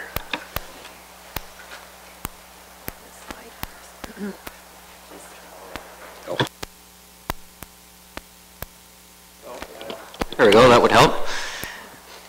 The answer to that is something we would have to look into. Our hope is to get all 4 municipalities on board, given that nothing's really changing in terms of ownership or governance in terms of representation. So that's our hope. That's something we would have to explore further if we got to that, but we're hoping that we don't.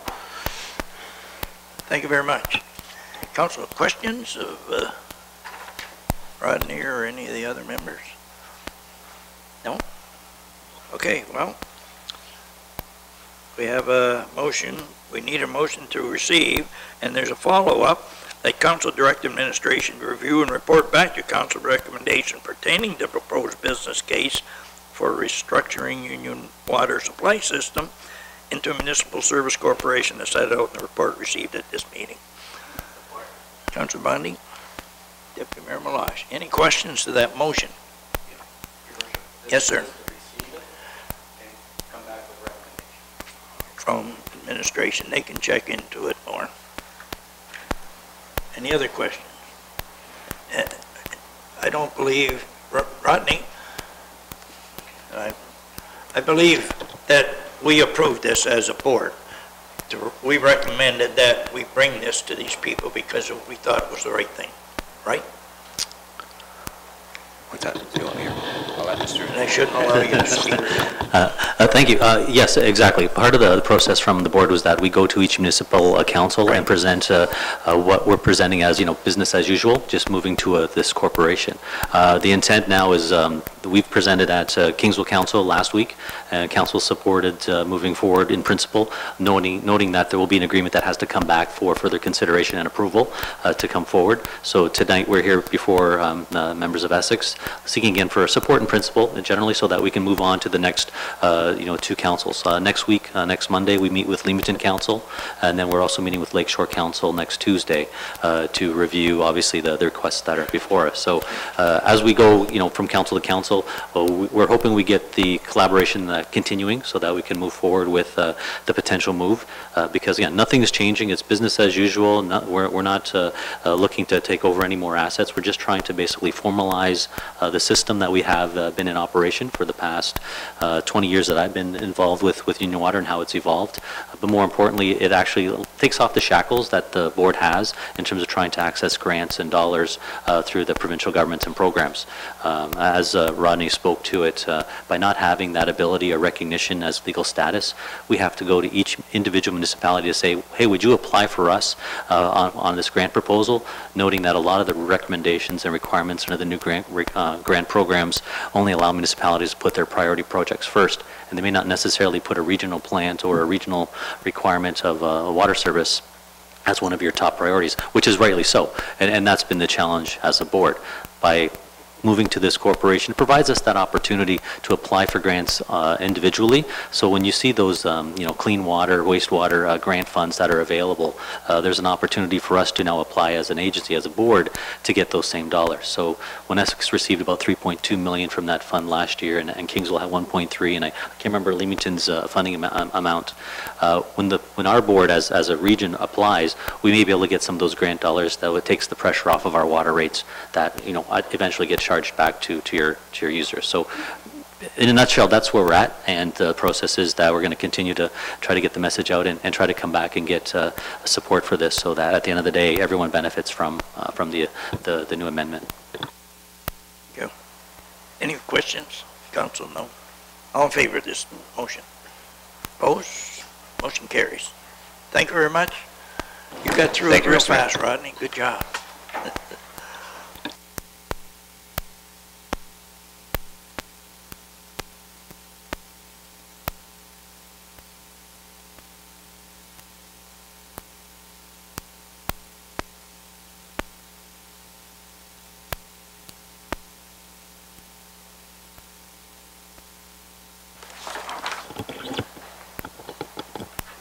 Item 7 on the agenda, brought back as unfinished business, is the nominations for Senior of the Year Award. At the last regular council meeting, council received the correspondence before you from the Ontario Minister responsible for seniors, which invited council to nominate a Senior of the Year Award by forwarding the name of one outstanding local senior who has enriched the social, cultural, or civic life of our community. The deadline for council submitting a name is April 30th. Accordingly, assuming it was council's direction to nominate, the name would be forwarded to the ministry, and then the nominee would come back to a future council meeting for formal presentation.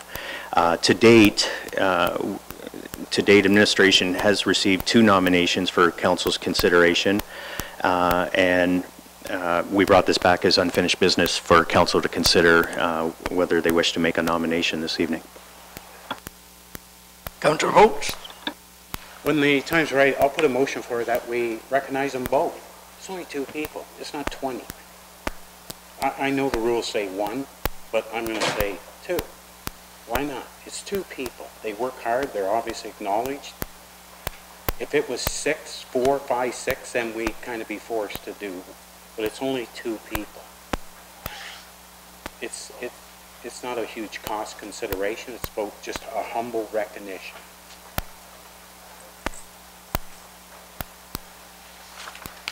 Thank you, sir. Councilor Bjorkman. Thank you, Mayor. My comment would be, I believe we did this 2 years ago as well. We had 2 nominees, and we decided to have one year and one the next year. And I'm prepared to continue on with that. If there's a criteria that's set out by the organization that we can only have one, then we've got 2 good nominees here. Let's have one this year and one next year. Okay, thank you, sir. Councillor Bondi. Thank you, Mr. Mayor. I wish we could nominate 2 as well, but I believe we can only have one. So that being said, I don't know if we can put 2 names in a hat and draw, and then the next, and just, I think that's pretty much unanimously supported by council. So. Okay, anyone else? Any comment? Councillor Rogers and then Councillor Simon. I would agree also to have draw a name. I only know one of these people, and I would think that she would it would be well deserved. But reading the other bio, I think that person sounds very deserving as well, and I would have trouble choosing one. Thank you. Councillor Snively. Through your worship, I'm the same way. I put them in a hat and draw a name. They're both very qualified to have this award. So. And I too agree.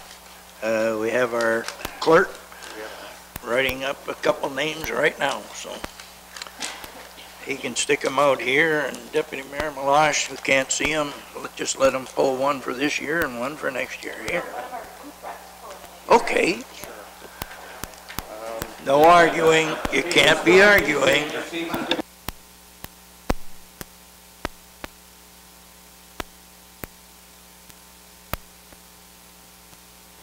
The first one will be for this year, and the next one, second one will be, yeah. First is for this year, and the second one will be for the following year.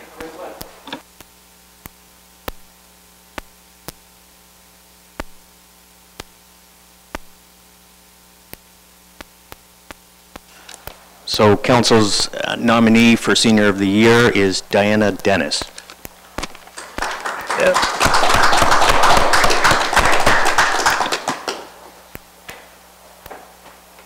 Eva, you did a great job there. Way to go.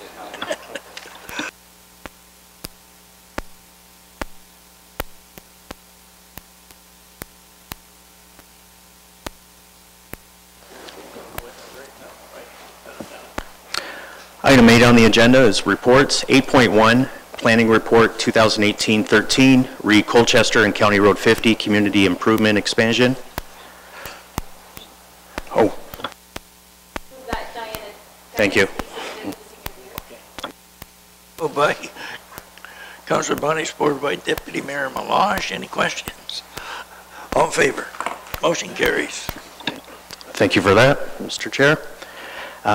Planning Report 8.1, 2018-13, Colchester and County Road 50 Community Improvement Expansion. This is together with Bylaw 1689 for 3 readings this evening for receipt, and that Bylaw 1689 received 3 readings.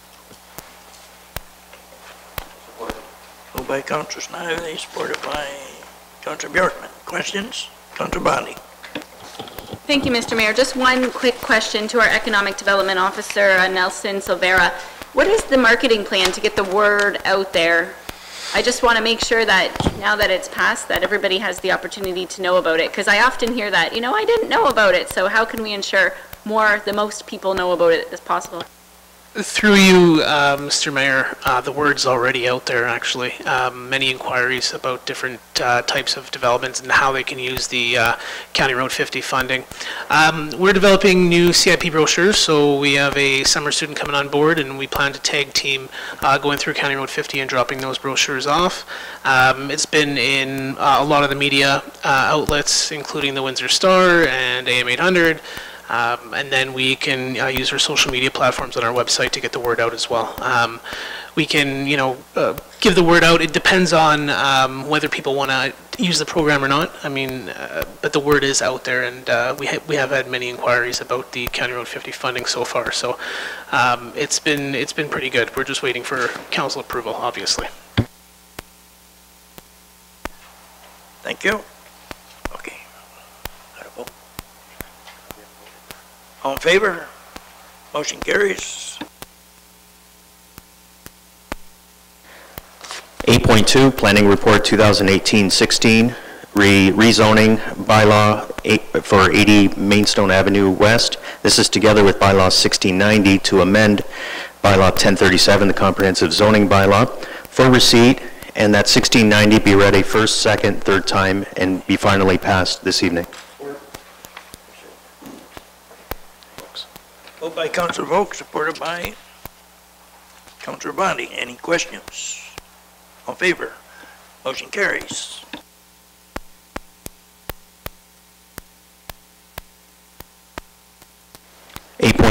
Planning Report 2018-19, re-heritage listings. That said report be received and that the properties known municipally as 9567 County Road 11 and 400 County Road 13 be listed on the Heritage Register pursuant to the Ontario Heritage Act. Moved by Deputy Mayor Melange, supported by Councilor Snively. Any questions? All in favor? Motion carries.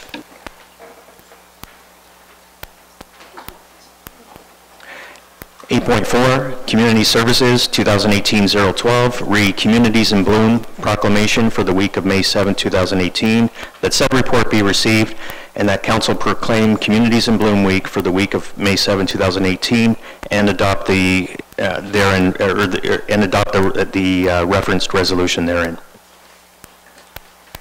Moved by Councilor Rogers, supported by Councilor Snively. Any questions? All in favor? Motion carries.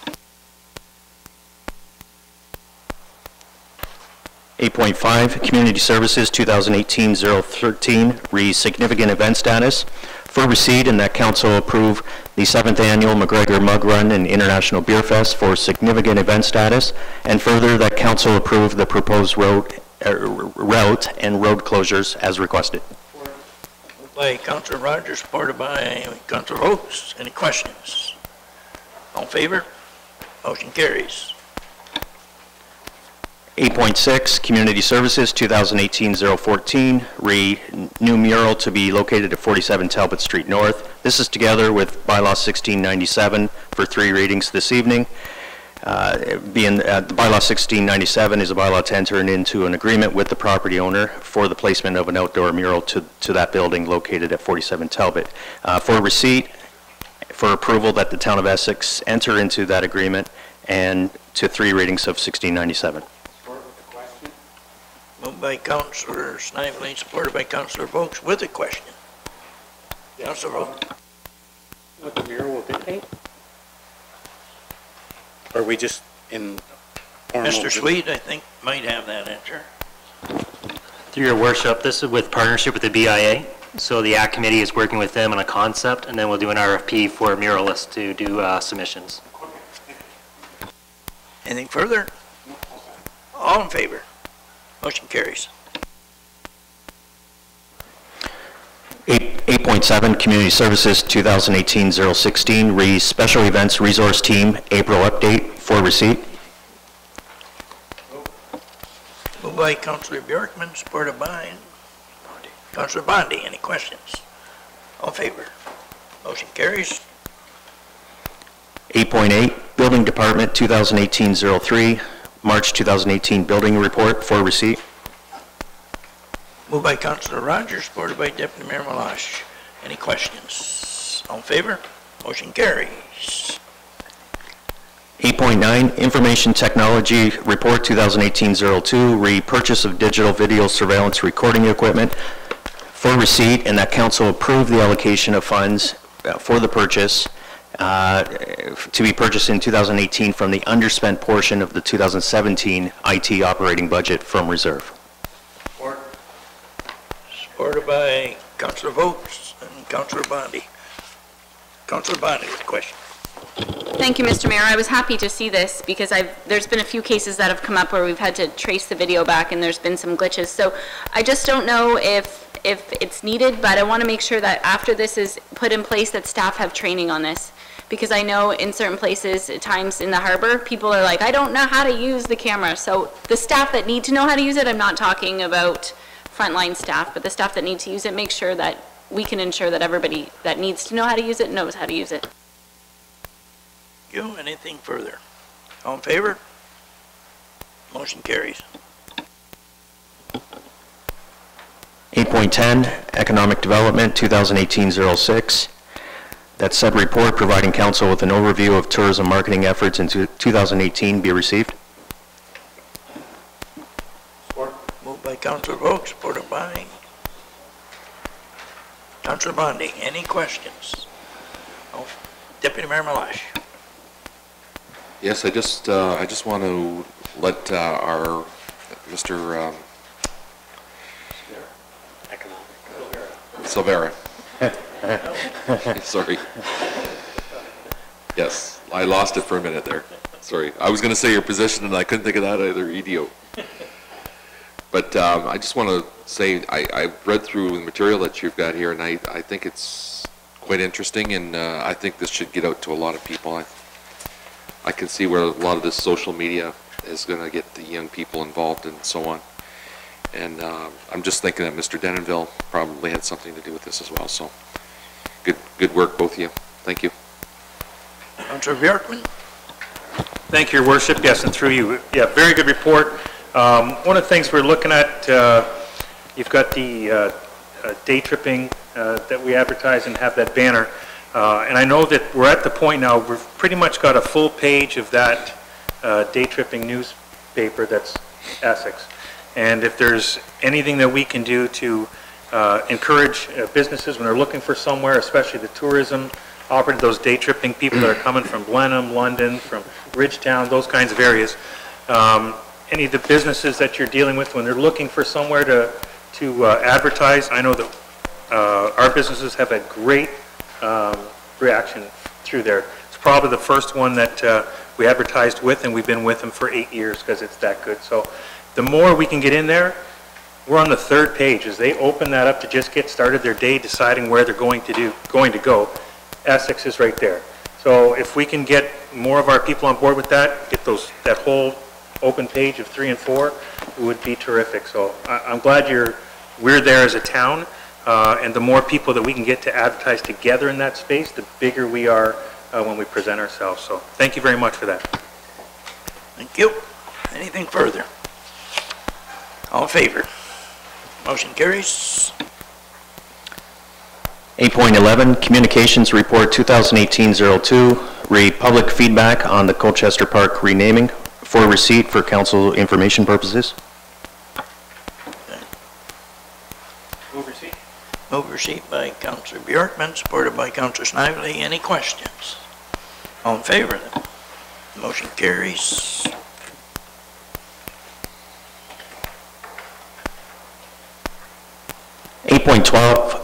8.12 is Corporate Services 2018-01, re-stray cat intake agreement with Windsor Essex County Humane Society. This is together with Bylaw 1693 to enter into an agreement with the Windsor Essex County Humane Society for the intake of stray cats. The said report be received that the town enter into a 3-year agreement retroactive to January 1st, 2018, and that Bylaw 1693 accordingly receive 3 readings this evening. Motion received by Councilor Bondi, supported by Councilor Snively. Any questions? Deputy Mayor Malash.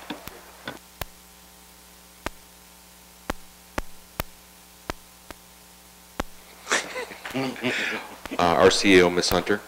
So I'm having a hard time with this one. I still think that the residents should have some commitment to this. So even if it was $5 as opposed to the $10, I mean, the Humane Society is saying that, costs have gone up, and yet they're saying that they're going to go from collecting $30 down to $25. And I got a feeling it's because maybe they're not collecting anything because people are not bringing their cats there because they've even got to pay for $5 of it. So I'm having a hard time with this, but I just wondering what everybody else is feeling on this as well. Okay, Councilor Bjorkman and Councilor Snively, or Councilor Vogt, sorry. Thank you, Your Worship. Yeah, I don't have any problem supporting this. I think our objective is to have stray cats removed from our areas.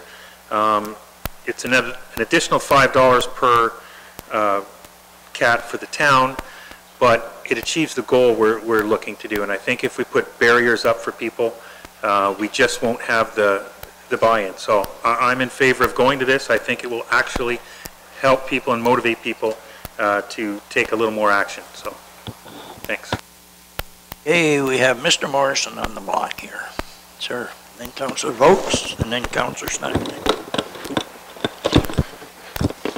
Through the chair, just to respond to Deputy Mayor Malash, that I did have conversations with the Humane Society, and the issue was that a lot of the individuals that would come in with the copay, they had a hard time collecting it. So they felt that moving to a donation model worked more effectively. They found that people were a lot more willing to contribute if it was a donation rather than a copay, knowing that it would go to the welfare of the animal that they were dropping off. Okay, thank you for that, sir. Councillor Vokes and then Councillor Snyder. In terms of the fees, I can appreciate Deputy Mayor Malash's position on streamlining and making sure the strings are drawn up tight when it comes to expenditures, but it's a nice reprieve to see that whatever we're doing collectively as a council with the stray cat program, that we don't intrude on it or change it in any fashion, because it's working. It wasn't uncommon for my phone to ring every other week or so with the problem of stray cats in the middle of the night carrying on. So it hasn't been a problem lately. So whatever we're doing, let's stay the course. That's just my opinion. Thank you. Anyone else? Councillor Snyder and then Councillor Bundy.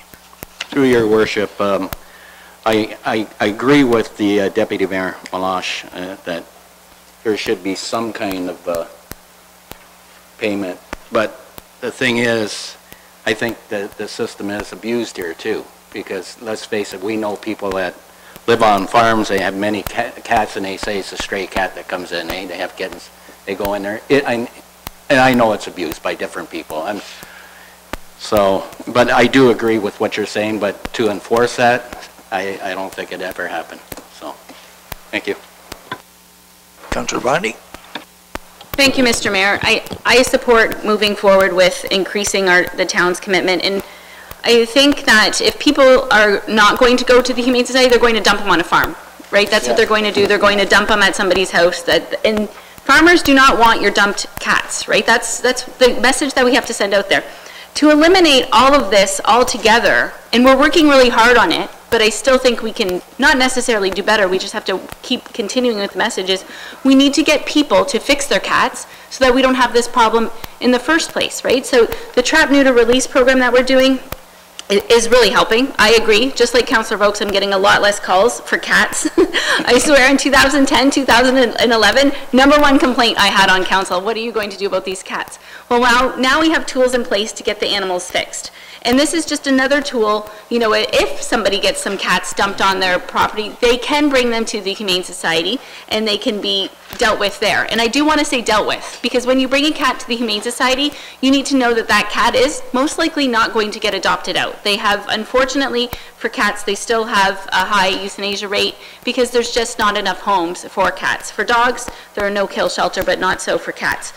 So to avoid all of those problems in the first place is to fix your cats and get them fixed. Low income, we have a low income voucher, and we have for feral free roaming cats vouchers.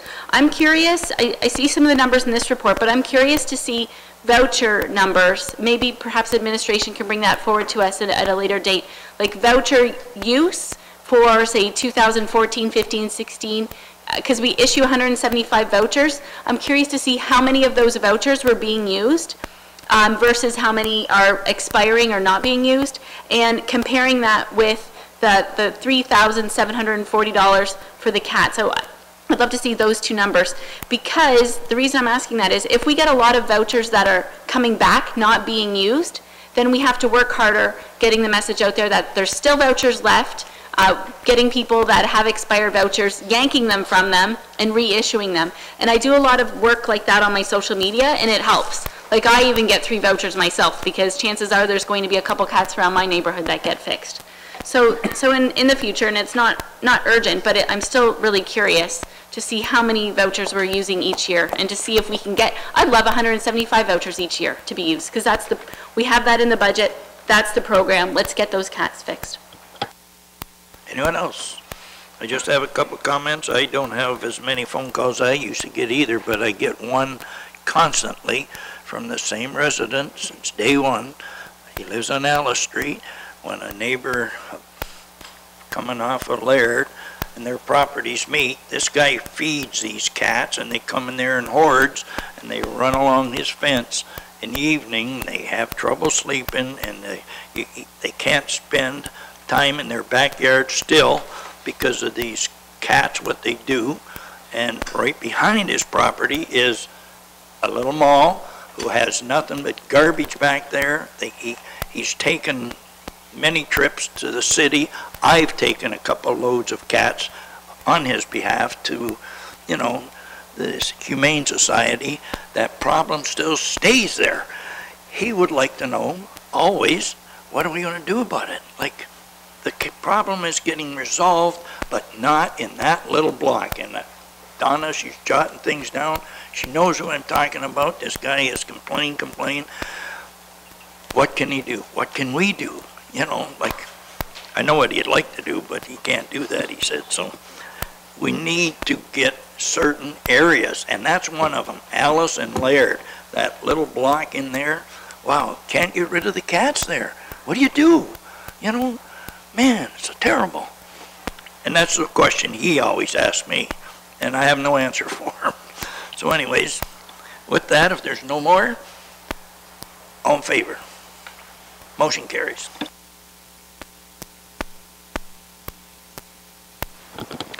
.13 Clerk's Report 2018-007, reappointment of a quarter revision for the 8th Concession West Drain for receipt, and that Councillor Rogers, Mayor McDermott, and Deputy Mayor Meloche be selected to sit as members of the quarter revision, scheduled for 5:30 p.m. on May 22nd, and that bylaw 1698 receive 2 readings and be provisionally adopted this evening.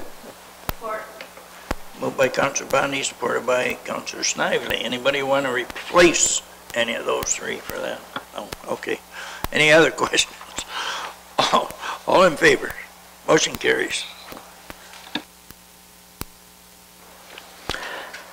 Item 9 on the agenda, reports from youth members. Any reports from our 2 members this evening?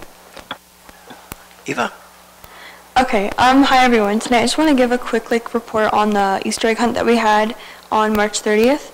So we ended up using the McGregor Parkette as a location for the older kids hunt, and it was a really good success.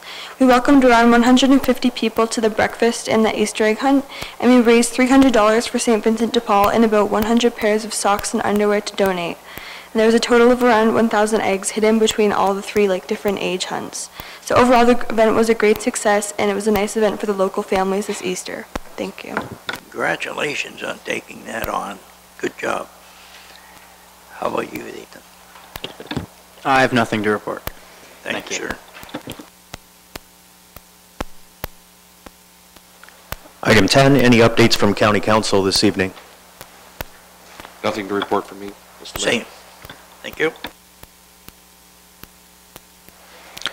11.1 on the agenda, correspondence to be received. That the correspondence listed in agenda item 11.1 be received and where indicated to further share using suitable methods of communication.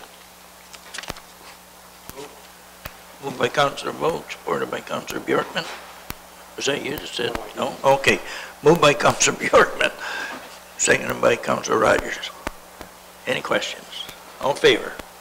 Motion carries.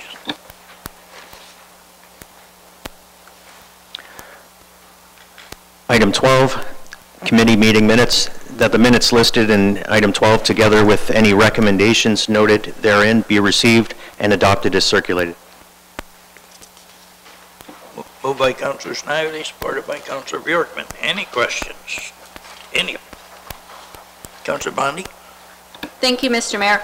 I just wanted to bring to Council's attention that the Essex Accessibility Advisory Committee will be starting their fundraising project for the Moby Mat for the harbor, and the fundraising deadline is the middle of June, so that if we are unsuccessful, we can come back to council and knock on council's doors. But I have faith in our committee, and stay tuned. And Yeah. I'll take some tips from Councillor Snively because he's raised quite a bit of money for the event in Colchester. On the second recommendation from the Accessibility Committee, that was brought up by Councillor Vokes. So I just wanted to give recognition that this is something that the Planning Department is going to be adding to their accessible parking spots on site plan approval. When accessible parking spots get put in at businesses, there's also going to be a sign posted up top, not just on the parking spot, so that if there's snow, you'll have 2 chances to see it. So that's just the comments from the Essex Accessibility Advisory Committee. Thank you. Anything further? All in favor? Motion carries. 13.1 on the agenda is the bank payments report for January 2018, that the said report be ratified as submitted. Moved by Councillor Bjorkman, supported by Deputy Mayor Malone. Questions? All in favor? Motion carries. 13.2, that the February 2018 bank payments report be ratified as submitted. Moved by Deputy Mayor Malone, supported by Councillor Bondi. Questions? All in favor? Motion carries. Item 14, our first item of new business this evening, is Councillor Snively speaking to the Colchester 2018 summer event. Councillor Snively. Thank you, Your Worship. First of all, I want to thank all the businesses out there that I've been to so far. I haven't been to them all, but I'm at about $38,000 right now. And this event was last year. Just to tell the public, it was the event Colchester 225. And I had people come to me after the event and said, we have to put this back on again. Well, we can't come and ask the taxpayers to pay for it. That's not in our budget. So I spearheaded it with the help of some councilors here, and I'm happy to say that we're at right now around 38,000. What I need from council is council support to carry on. We need to be insured out there, and I need the backing of council to support this event. So that's what I'm asking for tonight. Thank you. Councillor Bjorkman. Thank you, Your Worship. Yeah, the event last year was so well received, and in the middle of Explore the Shore, where we have a major adult adventure and amongst our wineries, we have a great family event happening at Colchester Park.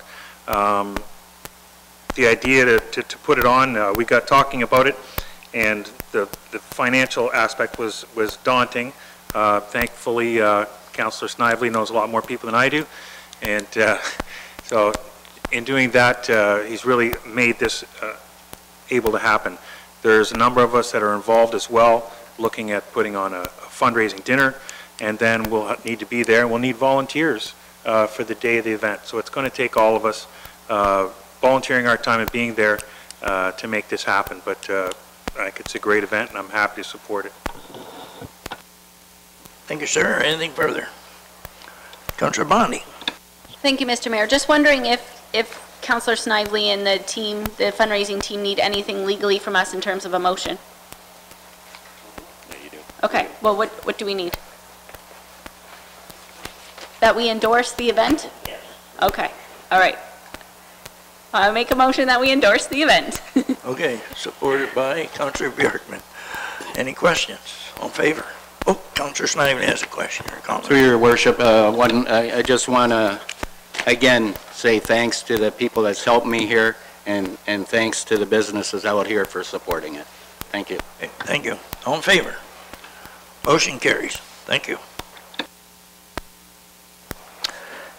14.2 on the agenda, as added to the adopted agenda this evening, is Councillor Bondi speaking to the day of mourning, April 28th, 2018. You'd like to receive and move that? Yes, please, Mr. Mayor, if we could make April 28th a national, maybe we can make it an annual day of mourning. Councillor Bjorkman said that we've done this in the past, and I thought it sounded familiar too. And I see that it's a Saturday this year, so I don't know if that throws a little bit more of a complication in, because I would also like to request that we lower our flags to half-mast that day. So for those that aren't familiar with the Day of Mourning, it's the day we pay respects to thousands of workers who have been killed, injured, or suffer illness as a result of work-related deaths across Canada. So we just want to take the time to honor those families. Everybody that goes to work should return home safely, and unfortunately that doesn't happen for everybody. Especially recently, we have somebody to honor. A 23-year-old was an employee of PSI and unfortunately died at work. So it's unfortunately very fitting this month for us. I would support. Yep. Okay, anything further? Councillor Vokes. Thank you for your time on this. Just briefly, when I was at Chrysler, now FCA Group, they spent thousands and thousands and thousands of hours of training new people and young people introduced into the workplace.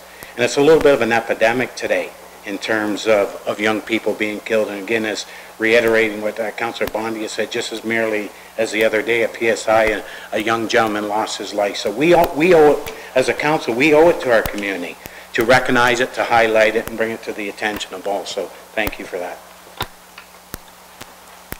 Anything else? And I know in the past I have attended these outings up there. I think the last one I was at was Charles Clark Square. They had one big presentation. Very deserving. Still need a motion. Okay, so we need a motion to receive and support the correspondence from Ian Nash. I think Councillor Bondi's had made that. Well, doesn't matter. Councillor Snively's made the motion to that effect. And it also has a flag in here, Councillor Bondi and everything else. Supported by Councillor Bondi. Okay. Questions? All in favor? Motion carries. Thanks for that, Jerry.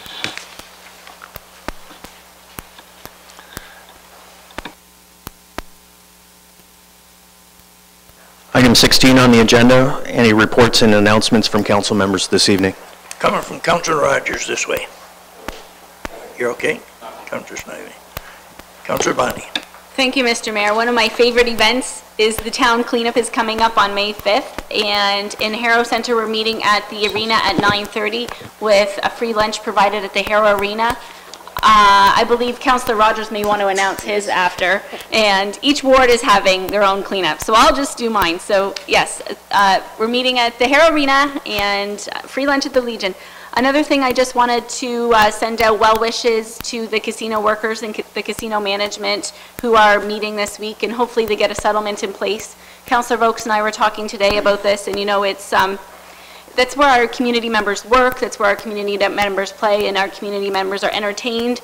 And I see that people are going to other communities, other casinos in other communities, so I'm hoping that we have a fast, since we do not have a hotel yet, I'm hoping that we have a fast settlement in that strike, and I don't want it to go unnoticed by us here in Essex. Rogers, I'll back up to you, sir. Thank you, and thank you, Councillor Bondi. In Ward 3, we will be meeting at the new community center, outside the new community center, and at 9:30 in the morning, and we'll be doing some cleanup. Hopefully we have a lot of people show up to help in Colchester, and lunch will be provided at a place to be determined at this point. Thank you. Thank you. I'm going over to Councillor Bjorkman.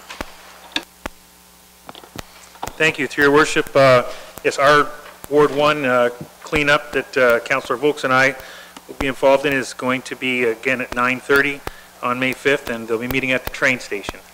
And lunch will be provided after that's done as well.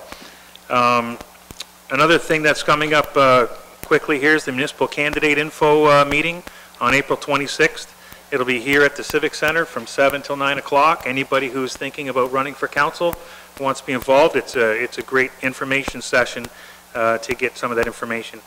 And then I just shout out here for this last weekend, the Sun County Panthers, Pee Wee AAA, hosted and won the All-Ontario Championship here in Essex. So that's a fantastic feat for those kids. And as well, the Erie North Shore Single A Pee Wee, which are out of Kingsville, but also play in our Harrow Arena. They won their Ontario Championship this weekend as well. So there's two great groups of kids winning their championships and hosting their events here. So congratulations to them. Thank you, sir. Councilor Rhodes. I'm going to take my opportunity to, if I could, if council endorses it, to back up to 811. And the reason I want to do that is because it's in terms of naming of the cemetery, and we had all kinds of, the park, the Colchester Park, and we had all kinds of feedback on it, but we just only received the report tonight. So I think in terms of receiving that information from the town, we should acknowledge that it's our intent to keep it as is, I believe. I just want to solidify that council agrees, based on all the discussions, that we keep it as is.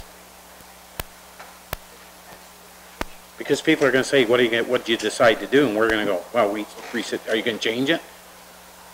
Just need a conference call here.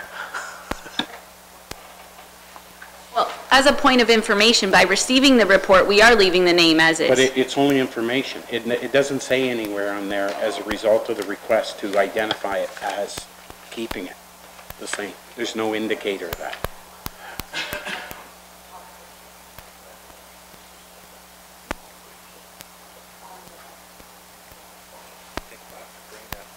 I just got from administration is we'll put it back on the agenda for the next meeting to discuss.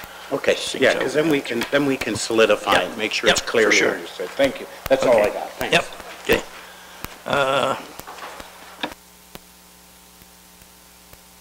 We're at Deputy Mayor Malash, are we?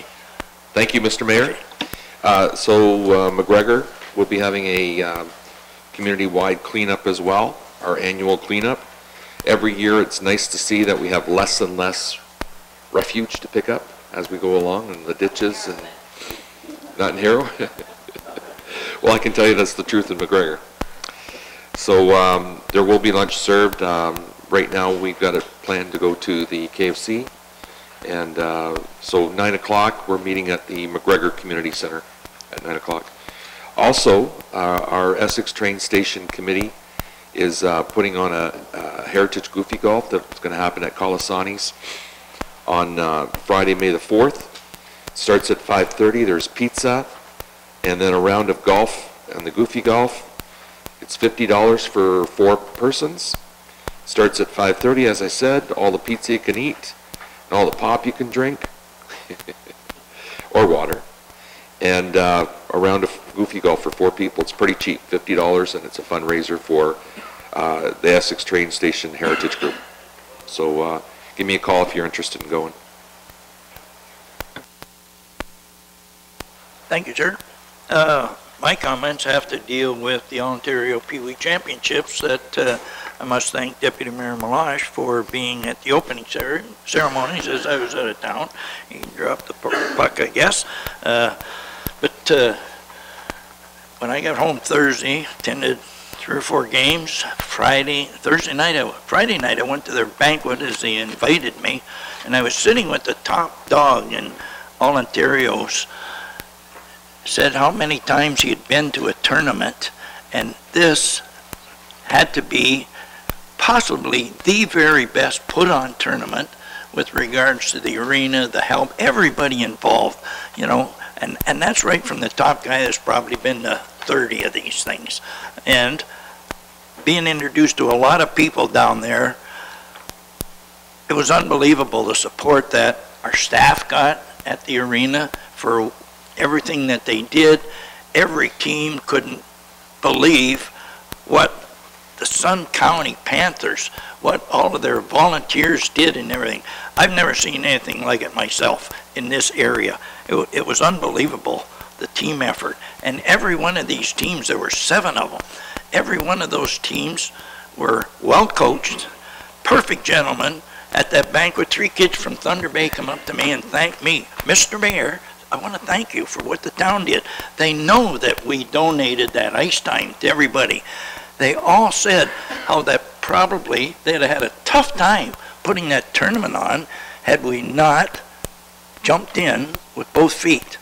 So I've told Doug and the arena staff, thank you very much for everything they did, and I I never got enough thanks for the municipality, everything that we did.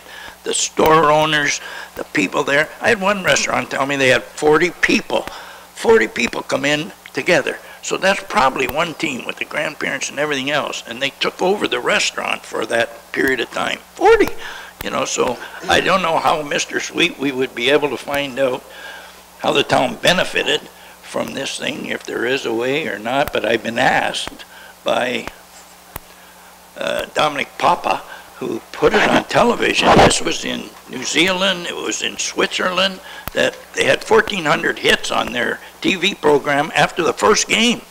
You know, like, wow.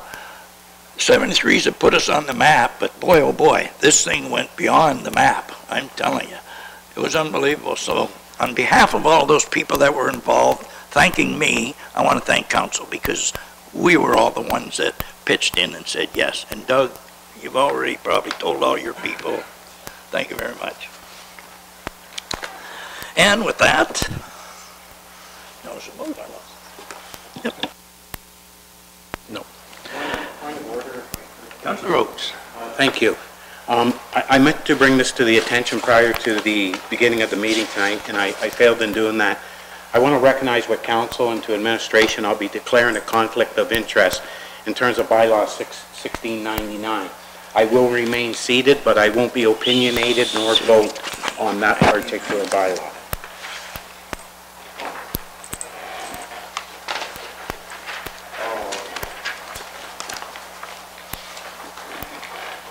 Okay. I didn't read that. Yes, sir. Yep. Item 17 on the agenda, 17.1, bylaws that require third and final reading this evening. 1691, being a bylaw to amend 1037. Support. Moved by Councilor Oakes, supported by Deputy Mayor Melange. Questions? On favor? Motion carries. 1695, being a bylaw for the declaration of surplus lands. Moved by Councilor Rogers, supported by Councilor Bondi. Any questions? Any questions? All in favor? Motion carries. 1696, being a bylaw to confirm the proceedings from the April 3rd regular council meeting. Support. Moved by Councilor Snyder, supported by Councilor Rogers. Any questions? All in favor? Motion carries. 17.2, bylaws that require all three readings this evening. 1699, being a bylaw to provide for indemnification of a member of council. Moved by Councilor Bondi, supported by Councilor Rogers. Any questions? All in favor? Motion carries. And item 17.3 for two readings, bylaw 1700, being a bylaw to confirm the proceedings of this April 16th council meeting. Moved by Councilor Votes and seconded by Councilor Bjorkman. Any questions? All in favor? Motion carries. Checking for adjournment. Deputy Mayor Melange and Councilor Bjorkman. Have a great evening, everyone. Hope it's not raining.